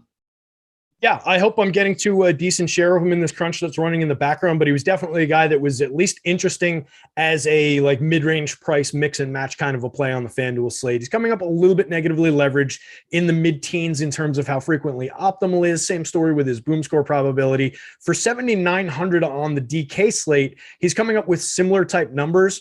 But I think just given the positional flexibility between shooting guard and small forward, I just like the concept of them a little bit better over there. I always like being able to flex guys between the five positions that makes him eligible at. So I think he's a more interesting, play with more utility on the DK slate at small forward only, but for a lower price against the lower cap. He's definitely a movable part on the FanDuel slate where you can expect a reasonable amount of fantasy point production for his salary. You mentioned last year a higher salary because he was giving us 1 1.12 fantasy points per minute on 27.9% usage across all situations. This year, across all situations, 30.2% usage, but only 1.01 fantasy points per minute. So there's more upside there. And like you said, I'd just rather be early on a guy than late. So if we miss on him a couple times trying to catch that game where he really, blows through this price point, it'll pay for itself when we do catch it ahead of the field. So it's definitely a spot that's interesting to me. Yeah, he's currently projected for ownership in the teens right now. FanDuel and DK, number that I'm overweight to. We have a question here from Mr. Moneybags on our premium Discord channel. He's asking, who are the top value plays under 4K on DK? The only guy priced under 4K that I'm getting a decent amount of exposure to is Furkan Korkmaz. Other than that, there's a lot of guys to get to that are priced slightly above 4K, which is why that cutoff kind of makes it difficult for me. Like Schengen is at 4,000. I think that he's not a bad contrarian option now as a value play for tournaments, because I think there's potential we could see bigger lineups from the Houston Rockets today that could potentially benefit him. George Niang, you and I both talked about him. He's at 4,200. Jalen Green at 4,700. Kevin Huerter, I don't mind getting to at 4,200. But in terms of guys that are sub 4K, it's really only Korkmaz that makes it into a double-digit percentage of my lineups. Is there anybody you look at sub 4K on DK and be like, that's a value play I need to have in my lineups? Yeah, just looking through it, I just sorted by price, and I'm looking from the bottom up. And at exactly 4,000, I do think Şengün is a little bit interesting over there at the center spot. Like you said, they might just go a little bit big today. We've got him projected at 20 minutes. If he ends up cracking 24, 26 minutes, that becomes super interesting. He's already on the board for the projection we've got him at. Going back down toward the bottom of salary, you can get like Lonnie Walker in there with Dougie McBuckets scratched at 3,900. Maybe he's a little bit interesting, but kind of a mix and match piece, not one that really stands out as a foundational piece for construction. I know Adam brought up Chumo Kiki in the Orlando rotation a few times, only 3,400, both forward spots eligible. Another guy, for me, more of a mix and match tournament kind of a play where you're gaining some positive leverage, you're gaining some opportunity, has the potential to play significant minutes tonight, regardless almost of which way the game goes. And then there's the guy all the way at the bottom of the board at 3,100 and DeAndre Bembry, who neither of us are excited about, but he does bear mentioning just because of the bare optimal lineup rate that he provides and the almost dead minimum price for around 30 minutes potentially that we're going to see from him. So I don't love the Bembry play, but he is at that point. Yeah, I mean, once again, I only have him in a couple lineups right now. He's somebody who's very low percentage play for me. I'm underweight to the field on him. So from that standpoint, I'm going to be rooting against DeAndre Bembry. I'm going to be looking for other value plays to do well today. Another question here in our premium Discord chat from Jets World. He's saying, will you please rank the Sixers tonight for DK cash? So I'm going to start by saying this. You have to play George Niang in DraftKings cash today. He's the most rostered player on the slate, and by a really wide margin. Last ownership update, we have Niang projected for 42% ownership on DK. FanDuel, by the way, for you guys playing on FanDuel, 36.6%. Most popular play on both sites as of now. So you have to play him. Then we start to get into other guys. I would say Korkmaz would be my second favorite. If you need to roster Seth Curry, I don't think you have to in cash games. He would be next for me. George Niang, the only real must play in cash games. But for you, which 76ers do you look at as the strongest cash options? Yeah, I would agree with exactly what you said there. I think for tournament play, Andre Drummond is interesting tonight, but for cash, I wouldn't really be comfortable with it just based on the volatility, based on the fact that even with everybody projected out, we've only got him at a 27-minute projection. We just don't know the way it's going to go. So he's a tournament play for sure for me, given the point per minute upside, but I don't like him for cash builds. So I'd be all over the Niang play, and then it would probably go down to Korkmaz just for the price and the potential value in him. Yeah, and by the way, so people say, so we got Rob A in the YouTube chat. Here's the reason why you have to play Niang in cash games. He's going to be owned like 80% in cash games. He's the best points per dollar play on the slate. Does he have the most upside in the world?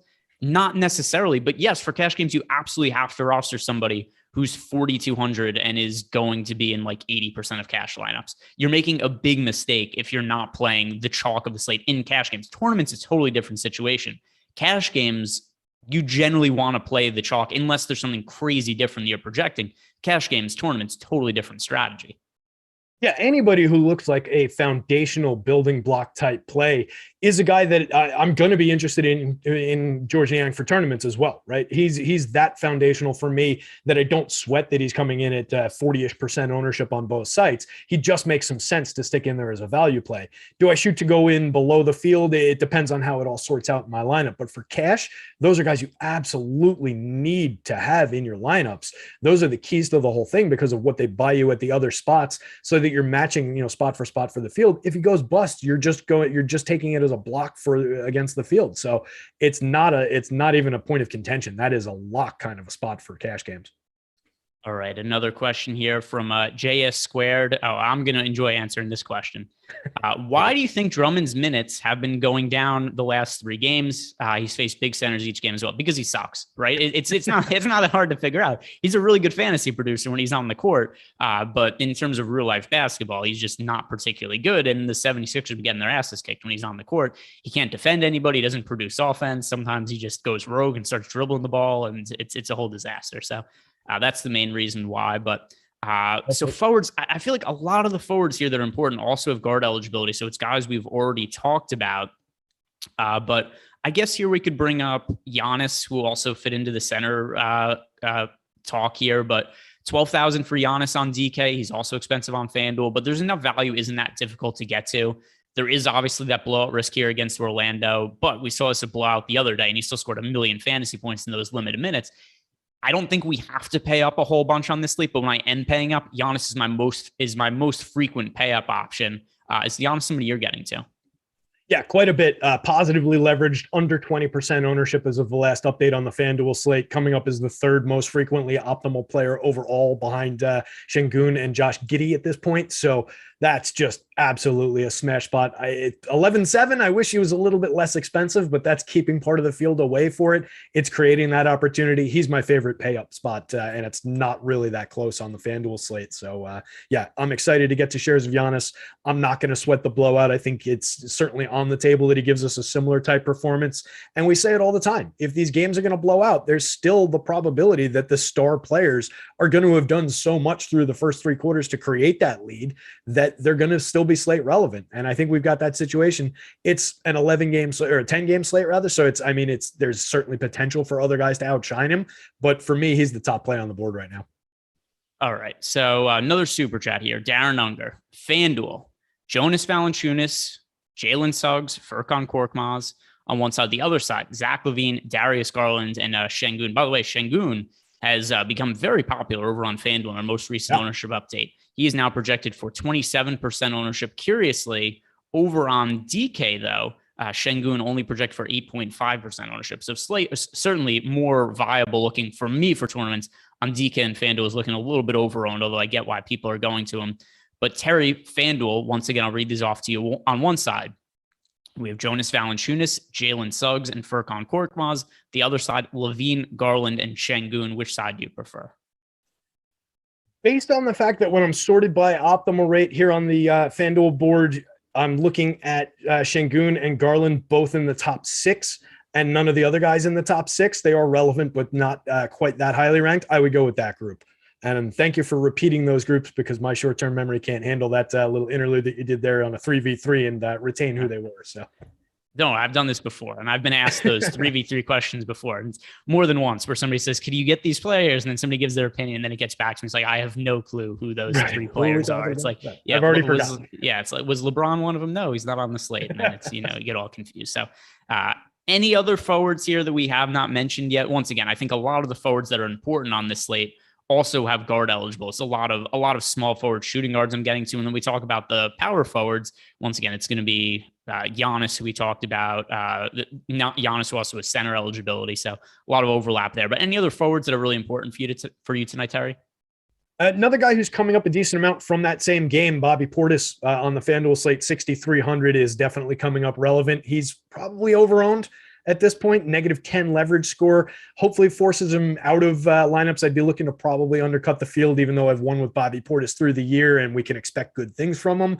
I just think that's aggressive by the slate, even at the 63. At 72 on DK, he's not really as in play, but he is positively leveraged over there with only 6.5% ownership. So maybe that flips the script and makes him a little bit interesting as a tournament option on the DK slate if you're still expecting the production. I just don't love the price at 72 over there against the lower cap.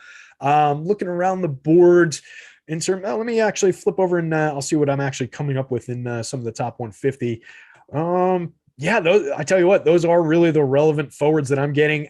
Getting a few shares of Al Horford, although I don't think he's going to come out on the wash for me with what I actually enter. Looks like he's still coming up as a little bit viable, but I mentioned I just don't love that, with everybody coming back on the Celtics now, we're not entirely sure what it's going to look like. He's a guy who's been relevant and has been a good play throughout the season, but I don't love the shares that I was getting to for him. Looks like Şengün's coming up a little bit just based on the overall price and the fact that he is now the top of the board in terms of optimal rate. Nice 30% boom score probability on him on FanDuel. A little bit lower in terms of optimal on the DK slate, but you mentioned a lot less ownership overall just in the raw ownership number at 12.3 versus a 30.5. He's power forward eligible on FanDuel. That's why I bring him up. Center only on DK.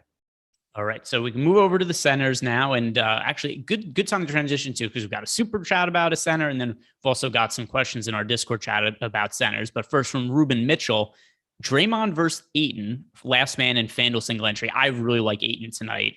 This is a FanDuel question. I like Ayton on both FanDuel and DraftKings. He's been a lot more expensive on FanDuel than he has been on DK as of late, but even so, Ayton's been playing really well lately, only projected for 7% ownership on FanDuel. I think, with Drummond, obviously there is upside if he gets the minutes. It's hard for me to buy into the minutes, though. So I'm going to be high on Ayton tonight. Do you prefer Ayton or Drummond for tournaments? Tough call. I would maybe take the slight savings with Drummond because I'm not sure which one of us got the most recent update. I've got Ayton coming in with a 9.3. It's a minimal difference, right? But it is a little bit higher of ownership. 9.3% ownership and a 5.7 optimal lineup rate compared to a 16.5 and a 17% optimal on where we're getting Drummond. I mentioned my concerns about Drummond in terms of using him as a cash play, but I do think the point per minute upside remains interesting. 1.26 for the season. You get Ayton at a 1.19. That is a pace up spot over there that we mentioned is maybe a sneaky pace up spot. Adam talked about that on multiple shows, and I think he wrote about it in the deep dive as well today. I absorbed a lot of Adam's content today. So I am higher than maybe most on the Ayton play. I see them as kind of a toss-up. So if the 300 buys you something else at another spot, I have no issues with going to Drummond there. But I do like Ayton at less than 10% ownership overall on the FanDuel slate there. All right, we've got a question here from Chef Sid. Sorry, I misread that. Chef Sid, super chat from him asking, he needs a forward for 4,600 or less for a DK GPP.